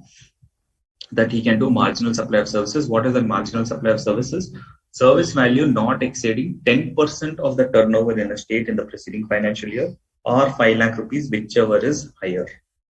Okay, he can make value of supply of services up to 10% of the turnover in a state. That is 10% of not current year's turnover, 10% of the previous financial year's turnover, 10% of the turnover in a state, not aggregate turnover, turnover on in a state. Whatever turnover is done, of that 10% value, he can do supply of services, or 5 lakhs, whichever is higher. So if the 10% of that comes to 6 lakhs, then he can do supply of services up to 6 lakh rupees. So what is the value of service which is permitted? Service value not exceeding 10% of the turnover in a state or union territory in the preceding financial year, or 5 lakh rupees, whichever is higher. Up till that services, he can do it. On the services, what will be the rate? The turnover, the rate will be 1% itself, because that will not be 18%. Because that aggregate turnover, they have said that the rate will be 1% of the turnover in a state. Turnover in a state means both goods and services. So he has to pay only 1% of that turnover. In the above calculation, interest on loans, deposit, advances will not be taken into account. So he can do any transaction of interest on loan, deposit, and advances. That will not be considered for this calculation. Now, disclosure: composition dealer will issue what I was discussing. Will issue bill of supply and not an invoice, and he shall mention composition taxable person not eligible to collect tax on supplies. So he has to mention this in his bill of supply. He will not issue an invoice. Invoice is generally issued where a tax is charged and collected, but this tax cannot be collected. That's why he should mention in his bill of supply as a composition taxable person and not eligible to collect any tax on supplies. Then every composition taxable person should mention in his notice and signboard that he is a composition taxable person. So he has to make this disclosure in all his documents. So how purchase from composition dealer can avail ITC? A purchaser from composition dealer cannot avail ITC. So he cannot claim input tax credit, and he will charge less. He cannot charge any rate. So he will pay from his own pocket, and you can take a document from him as a bill of supply, and you can also cannot claim a ITC. So a purchaser who is purchasing from a composition dealer cannot claim any ITC. What is aerated water? All your cool drinks are called as aerated waters. Okay. Intimation for opting, when you can do it, like I said, new registration, a date will be effective from the registration date itself in his registration certificate. So it is a registration application. Form REG1 is your registration application. In your registration application, you have to mention that you opt for composition scheme. Date from which registration is effective, that will be the effective date. For existing registration, file intimation electronically plus statement of stock within 60 days of the financial year. Why? Because whatever on your old stock you had claimed the credit, in your composition you cannot claim the credit, correct? So whatever stock were lying as on the date of your opting out, that stock statement you have to give, okay? Because on that credit has to be reversed. So you have to give the stock statement. The effective date is the effective from the beginning of the financial year. So basically existing registrations cannot opt in between. They have to opt in before the starting of the financial year. So because effective date will be the beginning of the financial year only. In between the year, converting from composition to from regular to composition happens in the beginning of the year. From composition to regular can happen any point of the time. Okay. Validity of the composition scheme. Withdrawal by a taxpayer who ceases to satisfy any prescribed condition. So composition scheme, once I opt in, so every year should I keep intimating them? No. Once you're under a composition, you will always be under composition. Every year you don't have to intimate. Yearly intimation is only for a person who wants to opt from regular to composition. So once you are under composition, you continue to be there. File an intimation for withdrawal. So once you want to withdraw from composition, what you have to do, you have to file an intimation for withdrawal within 10 days of occurrence of the event, which means if you have crossed the limit of 1.5 crores, then you have to opt out of composition. The government will not do that. You will have to voluntarily do it. Once your turnover crosses 1.5 crores, then you have to file an intimation, pay regular tax for every taxable supply thereafter, right? Because up till composition, you were there. Once you cross it, then you have to pay tax at regular rates. Okay, so you pay tax under regular rates. Then effective date of withdrawal shall be the date of intimation mentioned, but it has to be present year, cannot be previous year. Okay, the effective date of withdrawal should be the date of intimation. So when will be the effective date of withdrawal? Because I may apply for withdrawal, but the government will give the effective approval after a week time, after 10 days times. But still, when I intimate, that will be the date of withdrawal. It cannot be previous. It cannot be it has to be presented. It cannot be previous year because previous years is completed. So you cannot be so very late. It has to be in the present financial year. Withdrawal by a taxpayer who intends to withdraw from the said scheme, file an application before the date of such withdrawal. So withdrawal by a taxpayer who intends to withdraw from the said scheme, you have to file an application before the date of such withdrawal. And effective date of withdrawal shall be the date of intimation mentioned again, but it has to be present year, cannot be financial year. Okay, one is who ceases to satisfy the condition, and one more is who intends to withdraw, which means if any of the conditions is not satisfying, which means he is crossing 1.5 crore limits, then he has to file within 7 days. But a person who is not crossed 1.5 crores and his limit is still low, and he still wants to withdraw, then he has to file an application before the date of such withdrawal and not after it. Okay, so there's a lot of difference. When his turnover limit crosses, he has to file it within 7 days, but who is not crossed the turnover and he voluntarily wants to move from composition scheme, he has to apply beforehand and not later on.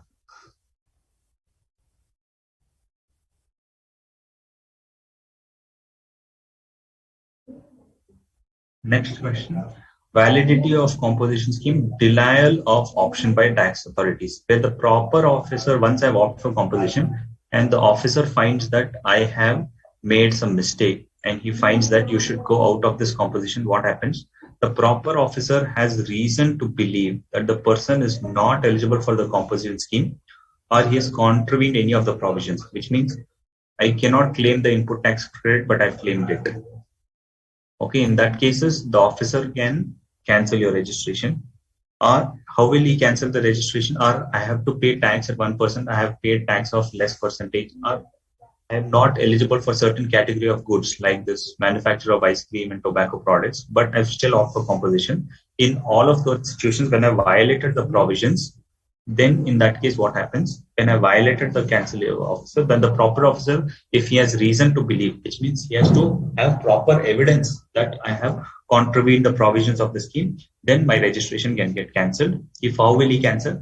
He has to issue a show cause notice and reply has to be filed, because any adverse action cannot happen without the principles of natural justice. Principles of natural justice says that you have to get an opportunity saying that I want to do this cancellation, but I'm giving you a last opportunity saying why should I not cancel it.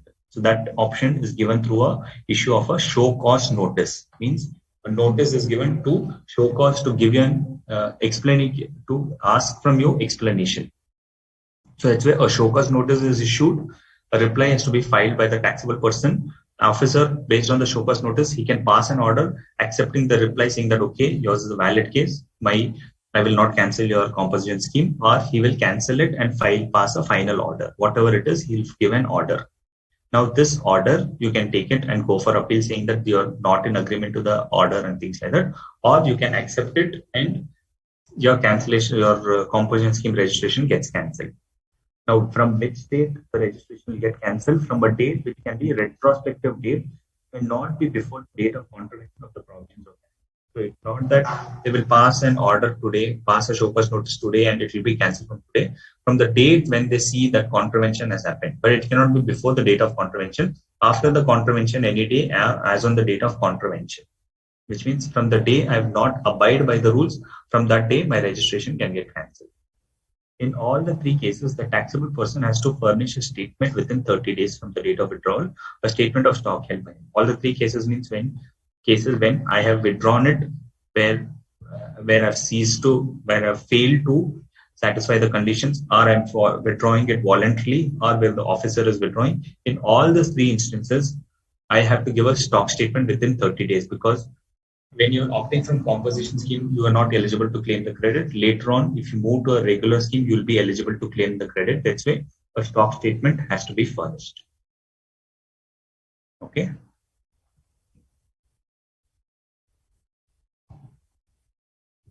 Now, few questions on respect to composition scheme to understand the scheme better. Mr. A is running a consulting firm and also a ready-made garment showroom, which are the registered in the same PAN. Now he's having a consulting firm and he's having a ready-made garment showroom.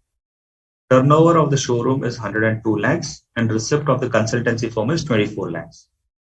Whether A is eligible for composition scheme, first of all, whether there is any difference if Mr. A wants to offer composition only for showroom. First is whether he is eligible for composition scheme. Now we have seen that aggregate turnover we have to see. Aggregate turnover includes all supplies made by the taxable persons under a single PAN. Exempt supply is also included.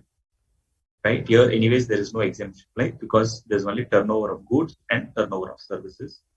But for a calculation of taxable aggregate turnover, exempt supply is also included. Hence, non-taxable supply is also included. Fine. Service, first of all, service providers means a person who are providing turnover of goods and services, they're not eligible for composition.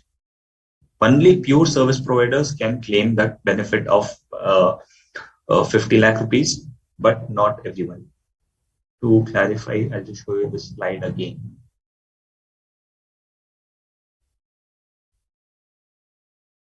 So composition scheme, this is for pure service provider. Here the limit is 50 lakh rupees, but composition scheme for goods, they cannot opt for it because they should be dealing only in goods. That marginal relief is said that once you register, then you can provide supply of services. But if you are existing supplier of goods and services, then you cannot opt for it.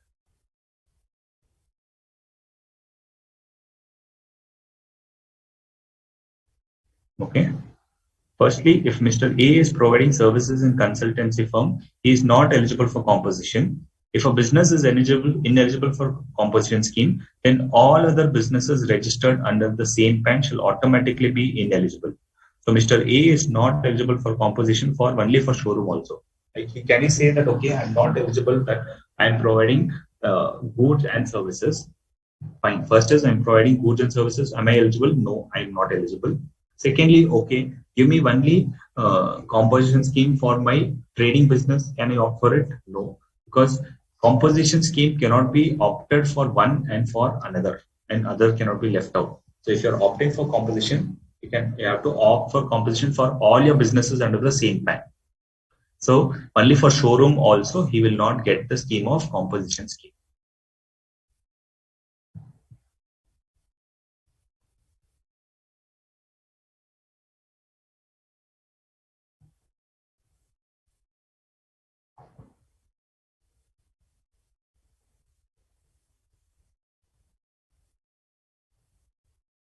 Clear? Next, if instead of consulting agency, Mr. A is running a restaurant, then is he eligible? Yes, restaurant service if he does, then he is eligible because restaurant services are eligible for composition scheme. That's the only one service which is eligible for composition scheme. If he was running restaurant services, then he could have availed the composition scheme benefit. If turnover of the garment showroom is 140 lakhs in the preceding financial year and there is no consulting firm, then is he eligible? Yes, because he is having only one business which is of trading of goods, then he is eligible. Mr. A is eligible for composition scheme as the turnover of his firm does not exceed 150 lakhs. That is, it does not crossing 1.5 crores. Next question is, Mr. A has obtained a registration as a casual taxable person to make display in an exhibition. Now his turnover from the exhibition is just 15 lakhs. Whether he is eligible?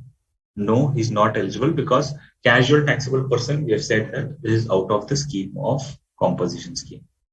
Now, can a composition scheme be availed if the taxable person has interstate inward supplies?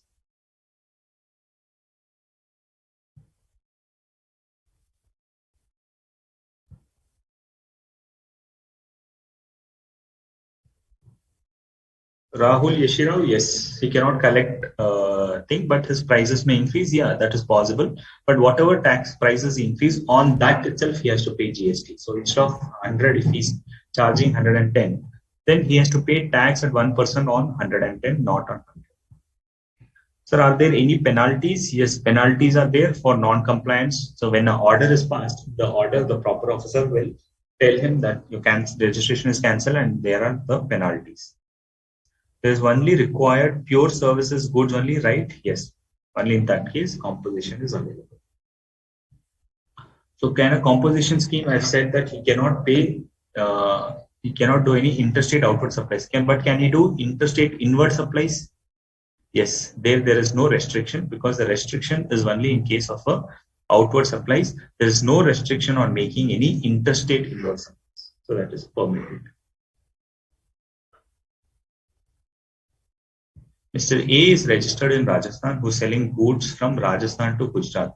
Now, turnover of Mr. A is 73 lakhs in the preceding financial year. Whether A is eligible for composition? In that case, these are not MCQs, so I'm just explaining the possibilities of a composition. Mr. A is not eligible for composition, even though his turnover is less than 1.5 crores. He's still not eligible because he's making interstate outward supplies. Okay, he's making interstate outward supplies, so he's not eligible. Will your answer change if Mr. A is making purchase from Gujarat and selling goods in Rajasthan? If he's purchasing goods from Rajasthan, he is eligible as there is a restriction on outward interstate supply and not on inward interstate supply. Clear? Next, Mr. A is a non-resident taxable person running a ready-made garment showroom in Rajasthan. Turnover of the preceding financial year is 75 lakhs. Whether he is eligible for a composition scheme, we had said that a casual taxable person and non-resident taxable person are specifically excluded. So, Mr. A, even if his turnover is very less, if he's making the sale within the state, within the same state of Rajasthan, still he cannot claim it because a non-resident taxable person cannot claim composition scheme benefit. So if he is running his trading business along with restaurant service and turnover is under specified limit, if yes, what would be the tax rate? If he's running a trading along with restaurant service business, then and his limit is less than thing. So on restaurant service, it will always be 5%, and on his trading. So restaurant service, they've made it very clear that because trading, restaurant is also under composition and trading is also under composition. So restaurant services, it will be chargeable at 5% and trading, it will be charged at 1% respectively. It is not proportionate or anything because both are there under composition scheme. And trading, restaurant service, very good question. Restaurant also you have, right? Since restaurant is specifically there under composition scheme and there is a specific rate, that specific rate of 5% will apply. And on the trading, 1% will apply. If we convert to normal provisions, can we claim ITC for previous transactions also? No. If we convert into regular, then whatever is the stock lying as on the date of conversion, on that we can claim it, not on the previous transaction, because previous transactions we have sold already.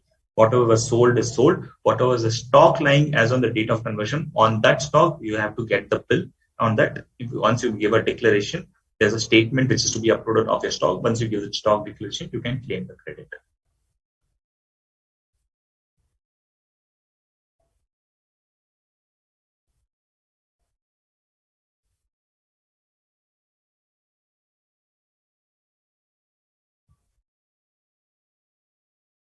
Next question. Mr. A is a dealer who is selling goods which are leviable to GST exempt goods and non-taxable goods.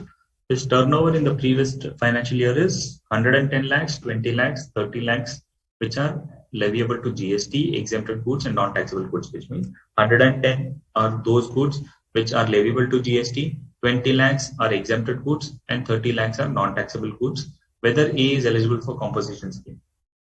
This we have it in the MCQ also, so we'll not answer this for now. Read this question. Mr. A is selling goods through e-commerce operator. Turnover of the preceding financial year is 75. Whether he is eligible? No. Since you're operating through an e-commerce operator, you're not eligible for composition scheme. Mr. A has two establishments, that is in Uttarakhand and Rajasthan. The turnover in Rajasthan is 60 lakhs and turnover in Uttarakhand is 30 lakhs. Whether he wants to opposition, can he opt in? Now, when you are under composition scheme, you have to see whether you're in a special category state. If you are under a special category state, then your limit is 75 lakhs. So will I see that in one state it's 75 lakhs and other state 1.5 crores? Can I go for it? No. Once you are under special category state, it is deemed automatically because I have to satisfy of this state. Then I have to satisfy for all other states. So Uttarakhand is a special category state wherein the turnover limit of 75 lakh applies.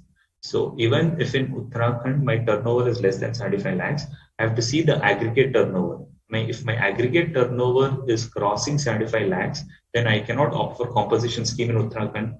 Then it is not possible that in one state you have composition scheme, in another state normal scheme, not possible. If you are opting for composition scheme, all your businesses in all the states have to opt compulsory for composition scheme. That's a very biggest disadvantage, but that's the condition under composition scheme, that once you are under a composition scheme, all your registrations, it could be multiple registrations in a state or different registrations in different states, all those registrations have to opt for composition scheme. So since his turnover, aggregate turnover for previous year on his PAN was more than 75 lakhs, therefore he cannot opt for compositions for the state of Uttarakhand. Since he cannot opt for composition scheme in Uttarakhand, he cannot also be able to offer composition scheme in Rajasthan. Clear?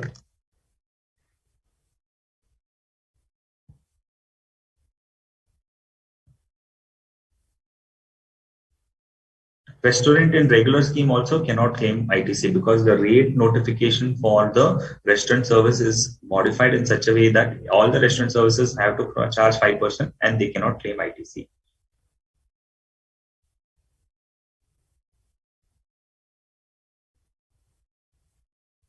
It doesn't get demotivated because the question is, doesn't it get demotivated to other than composition data to purchase, since ITC is not available? ITC is not available, but they are not paying it. No? So if I pay somebody the tax, then I get it. The composition person will not charge me ITC. So if he doesn't charge me ITC, if he doesn't charge me tax, then there's no point on claiming the credit. It is similar to buying from an unregistered person.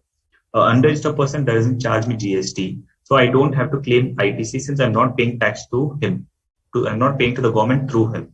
So it is fine with me. Similarly, if it's a person who is a composition dealer, he cannot collect tax from me. So it is fine with me because I'm not paying taxes. So I'm not expecting for a credit for it. So that's fine. It will not demotivate a trader to buy from a composition dealer. The burden of tax is anyways borne by the end consumer. So what difference does it make for the seller? No, in a composition scheme, the seller cannot collect tax from the end customer. It has to be paid by himself. He has to pay from his own pocket. That's the reason the rate is low. I will get into the MCQs. Which of the following union territories have its own legislature? Is it Ladakh, Lakshadweep, and Pondicherry? Is it Delhi, Jammu and Kashmir, and Pondicherry? Is it Delhi, Lakshadweep, and Pondicherry? Dadra, Nagar Haveli, and Daman and Diu?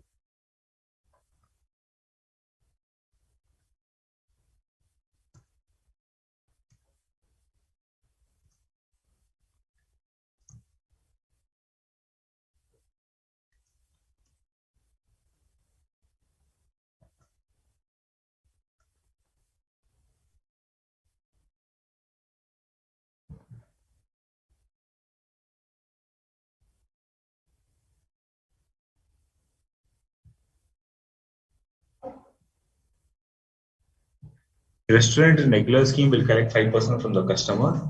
In that case, is it claimable? No. Restaurant food services is also under block list. So, homotophic restaurant bills, we cannot claim the credit.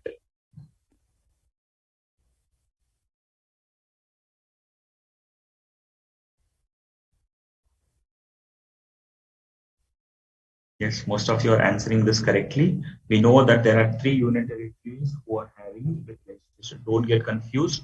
It is not Delhi, Lakshadweep, and Pondicherry. It is Delhi, Jammu and Kashmir, and Pondicherry. Okay. So these 3 union territories are union territories with legislature. It is not Lakshadweep. Next question. Mr. A is a trader of goods in the state of Sikkim having its turnover of rupees 69 lakhs in the preceding financial year. Is he eligible for opting for composition scheme? We need to remember those 8 states which are there under composition scheme. If you remember those 8 states, then it becomes easier. What is your answer in this case?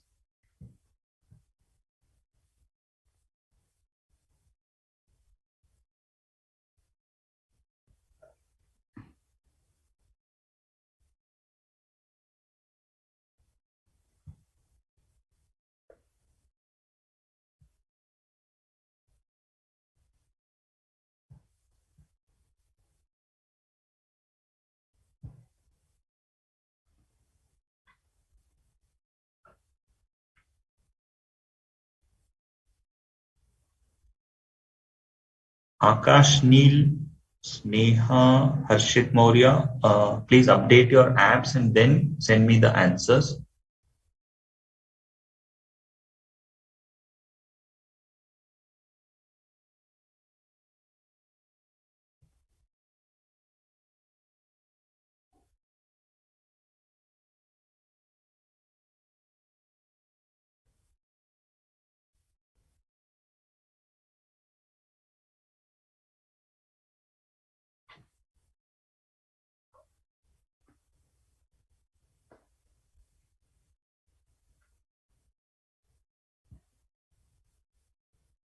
It is explained over here itself. It is point B. He is eligible for composition scheme because turnover limit is less than 75 lakhs. Okay. Third question. What is the turnover limit for service provider to opt for composition scheme?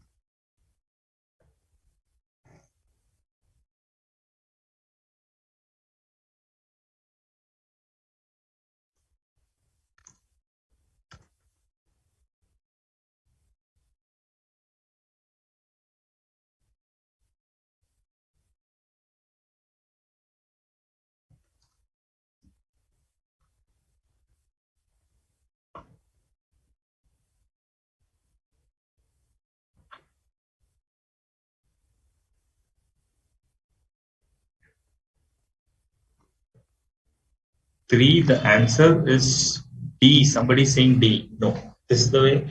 The D option of 10% of turnover of 5 lakhs is for a person, for a trader or a person who's dealing in goods and is provided for opted for composition. There it is, he can do services up to 10% or 5 lakhs, but not otherwise. But for a pure service provider, the limit is 50 lakhs and not any other limit. So the correct answer is B. So service provider, it is B, not D. D is 5% or 5 lakhs or 10% of the turnover is the person who is a composition dealer, who is a manufacturer or a trader, and marginal service scheme is there, not as a pure service provider. Here the question what is asked is what is the turnover limit for the service provider of a composition scheme? For him, the turnover limit is 50 lakhs. Okay.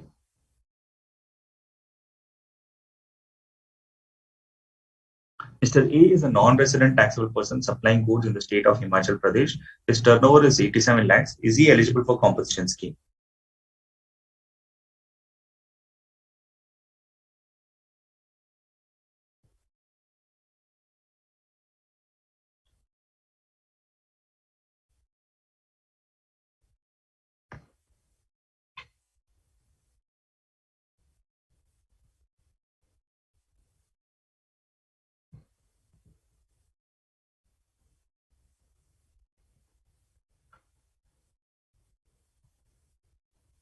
Well, I've made it simple for you by just not mentioning yes and no and giving you an explanation. But in your uh, exams, you may not get so much of explanation. You will have to analyze it and explain it. But here you know the reasoning, so it becomes easier for you to answer it.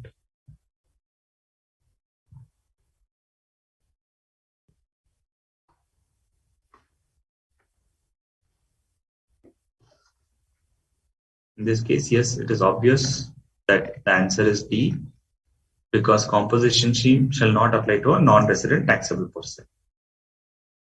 First question, Mr. A is a manufacturer who is opted for composition scheme. Is he eligible for provide services?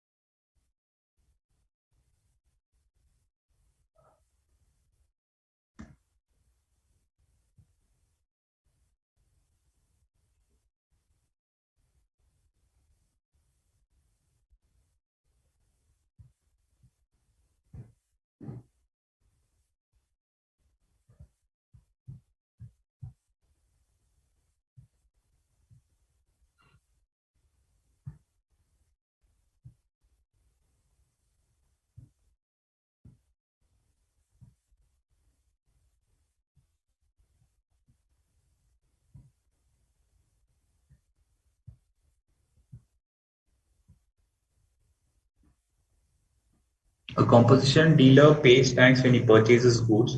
He should consider his purchases with tax or without tax. He should consider his purchases with tax because he cannot claim the input tax credit. But there's no way that he has to consider his purchases for calculating the turnover or paying the tax. So there's nothing. But for him, whatever purchases he make, the tax on that will be considered as a cost since he cannot claim the credit. So the person who supplies goods to a trader under composition scheme has to pay GST himself, correct? So he has to pay GST who supplies goods to a trader under composition scheme. Now, if I am a trader under composition scheme, and if I buy from somebody, he will charge me full rate. I cannot claim that credit. So he will charge me full rate. When I am supplying it to somebody, I don't have to collect taxes from, I cannot collect taxes from them. Okay, so a person who's supplying it to a composition dealer, whether he is exempted and he will not collect taxes, no, he will collect taxes. He will charge full tax to me. I am a composition dealer. I will pay full taxes to him, but I cannot claim credit. That's the point, Mr. Prabhas.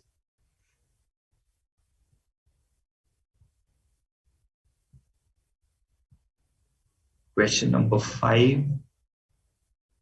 Few people are saying answer is A because he's opted for composition scheme. No, he's a manufacturer. He has to, can he pay services? Yes, that he can provide services up to 5 lakh or 10% of the turnover, whichever is higher. Okay, not whichever is lower, whichever is higher.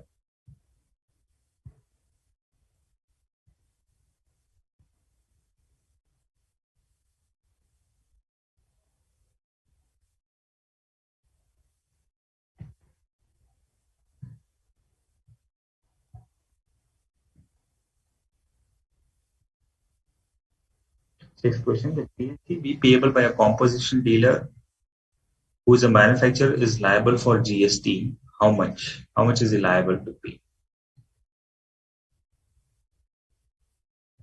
Is it 1%, half percent, 1% of turnover of taxable supplies, or is it 5% of the turnover?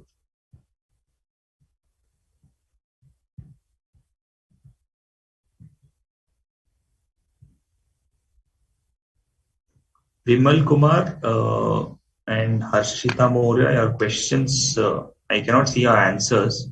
Can you please update your app so that I can see it in the new system?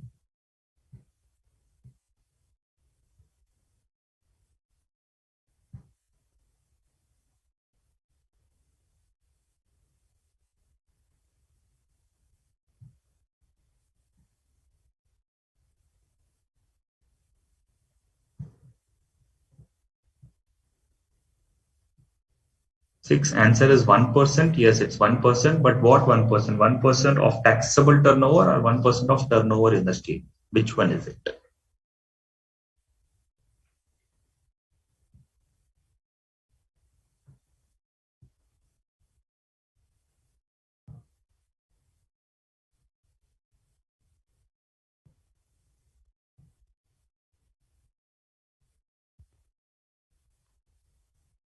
It is not 1% of turnover of taxable supply it is only 1% of turnover in the state. Okay, the answer is A. Seventh question. What is the GST be payable? What is the GST which is payable by a composition dealer who is a trader in goods? So this question is little twisted. The GST which is payable by a composition dealer who is a trader is liable for GST. How much is the rate?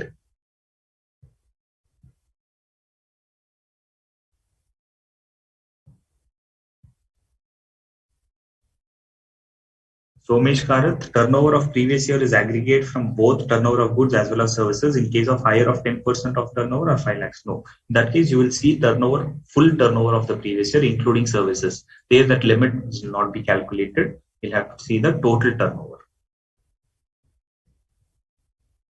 Seventh one, answer is A.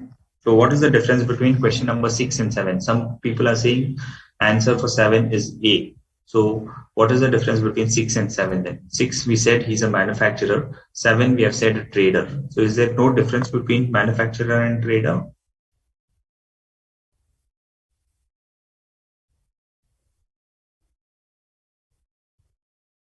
There is a difference. That's why I brought up this questions. Same question with same options, but change in manufacturer. So if it's a manufacturer, he will pay 1% of the turnover in a state. But if it's a trader, it will not be 1% of turnover in the state. It will be 1% of turnover of taxable supply in the state. Okay, so it will be only for a trader, it will be 1% of turnover of taxable supplies and not 1% of turnover. So for a manufacturer, it is full turnover, but for a trader, it is only taxable supplies. So answer for 7 is C. Okay. Question number 8. What GST rate is chargeable for services supplied by a goods transport agency?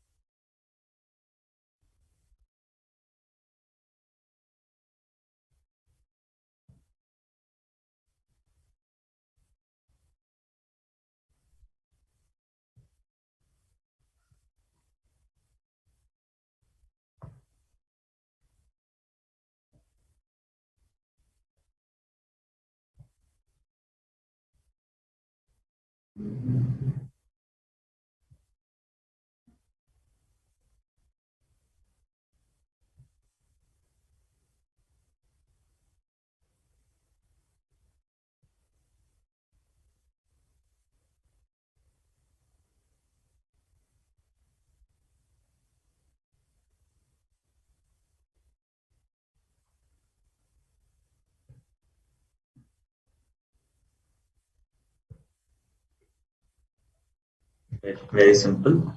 Goods transport agency, we know 5% or 12%. One of these rates, 5% without ITC and 12% with ITC. So the answer is D, 5% and 12%. Mr. A.R. Rahman is composer of music who is located in a taxable territory. Is he liable to pay GST?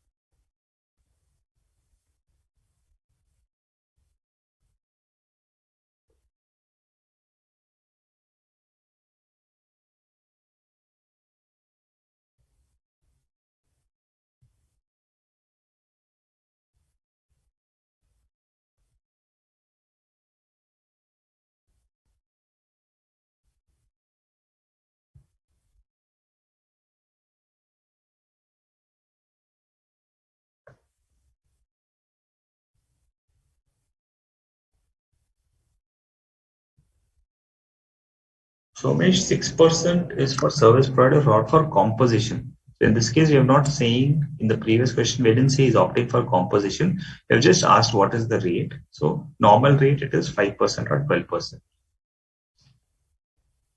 Does a bakery comes under restaurant service? Yeah, restaurant service is very vast. There's a supply of food in any form. So even for bakery service, they have to get registered under restaurant service.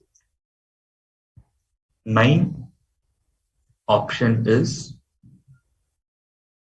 no, since service provider music composer falls under reverse charge mechanism. So yes, so since it falls under reverse charge mechanism, he will not be liable to pay GST.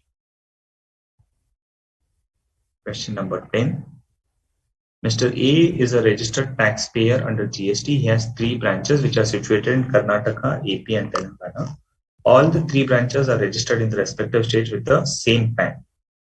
Now, Mr. X wishes to opt for composition scheme for Andhra Pradesh and Telangana, and he wishes to remain as a regular taxpayer in the state of Karnataka. Is he allowed to do so?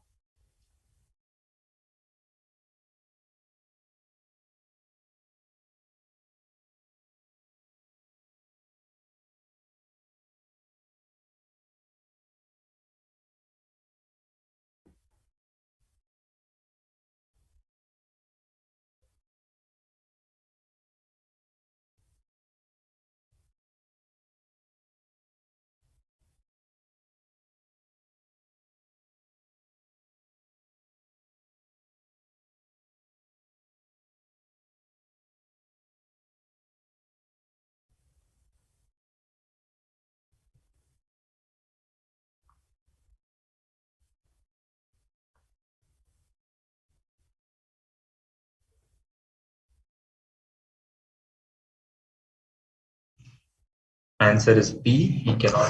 What is the answer for MCQ number 9? MCQ number 9, I had said no. MCQ for 9 is no service provided by music composer falls under reverse charge matrix. So ARMR is not liable to pay any GST. Is his service liable for GST? Yes, his service is liable to GST. The question is he liable to pay GST? He is not liable to pay GST. His service is liable to pay GST. So music composer will not pay, the music company will pay the GST under reverse charge basis. Mr. X is in this case, he has 3 branches. Can he opt for composition one state and another state? No. If he opts for composition, he has to opt for composition in all the places where he is registered. So it has to be adopted uniformly in all the states within the same PAN. So he cannot go for composition in one state and not composition in another state. The answer is B.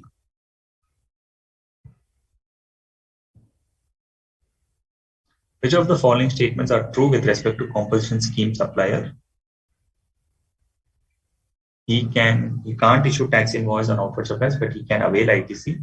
He can issue bill of supply, cannot collect tax, and ITC cannot be claimed. He can issue bill of supply and he can avail ITC. He can issue bill of supply and he can collect tax on outward supplies.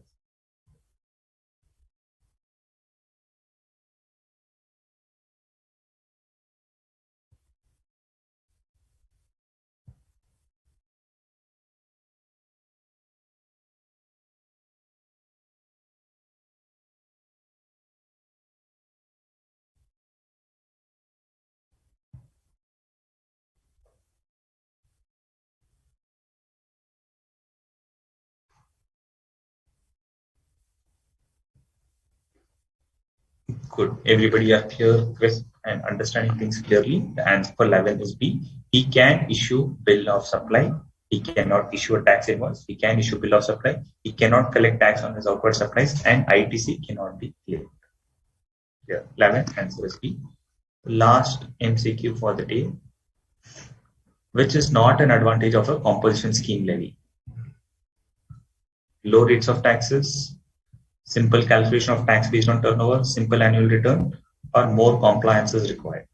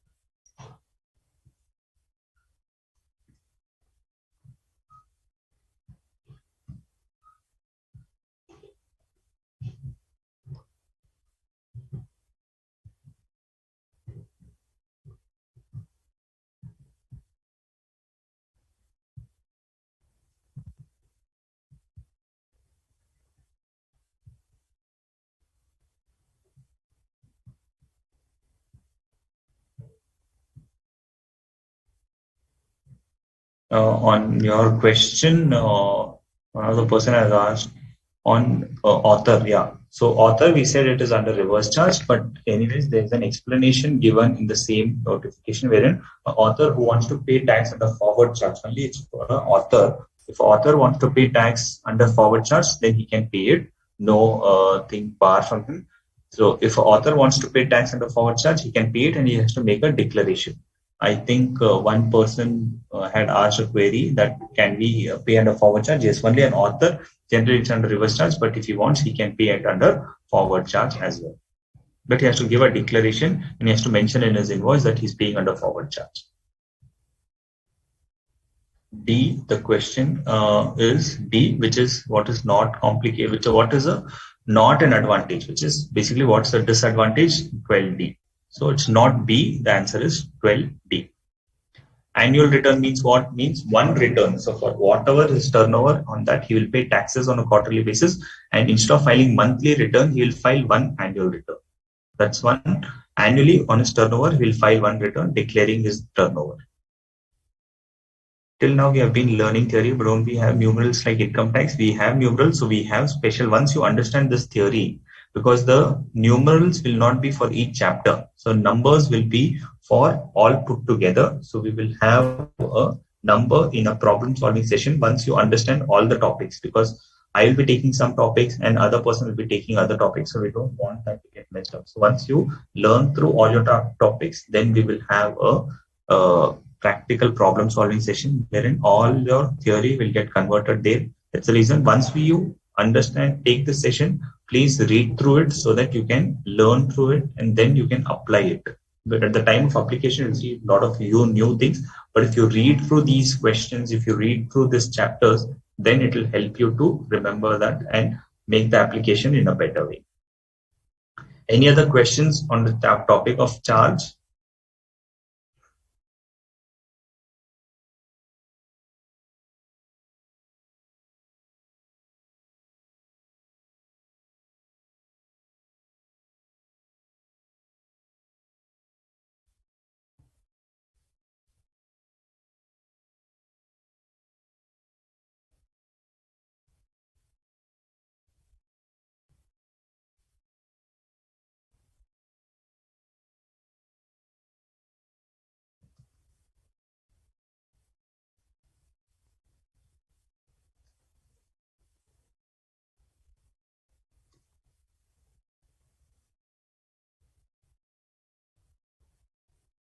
Okay, so we are going at a slow pace and we are understanding things.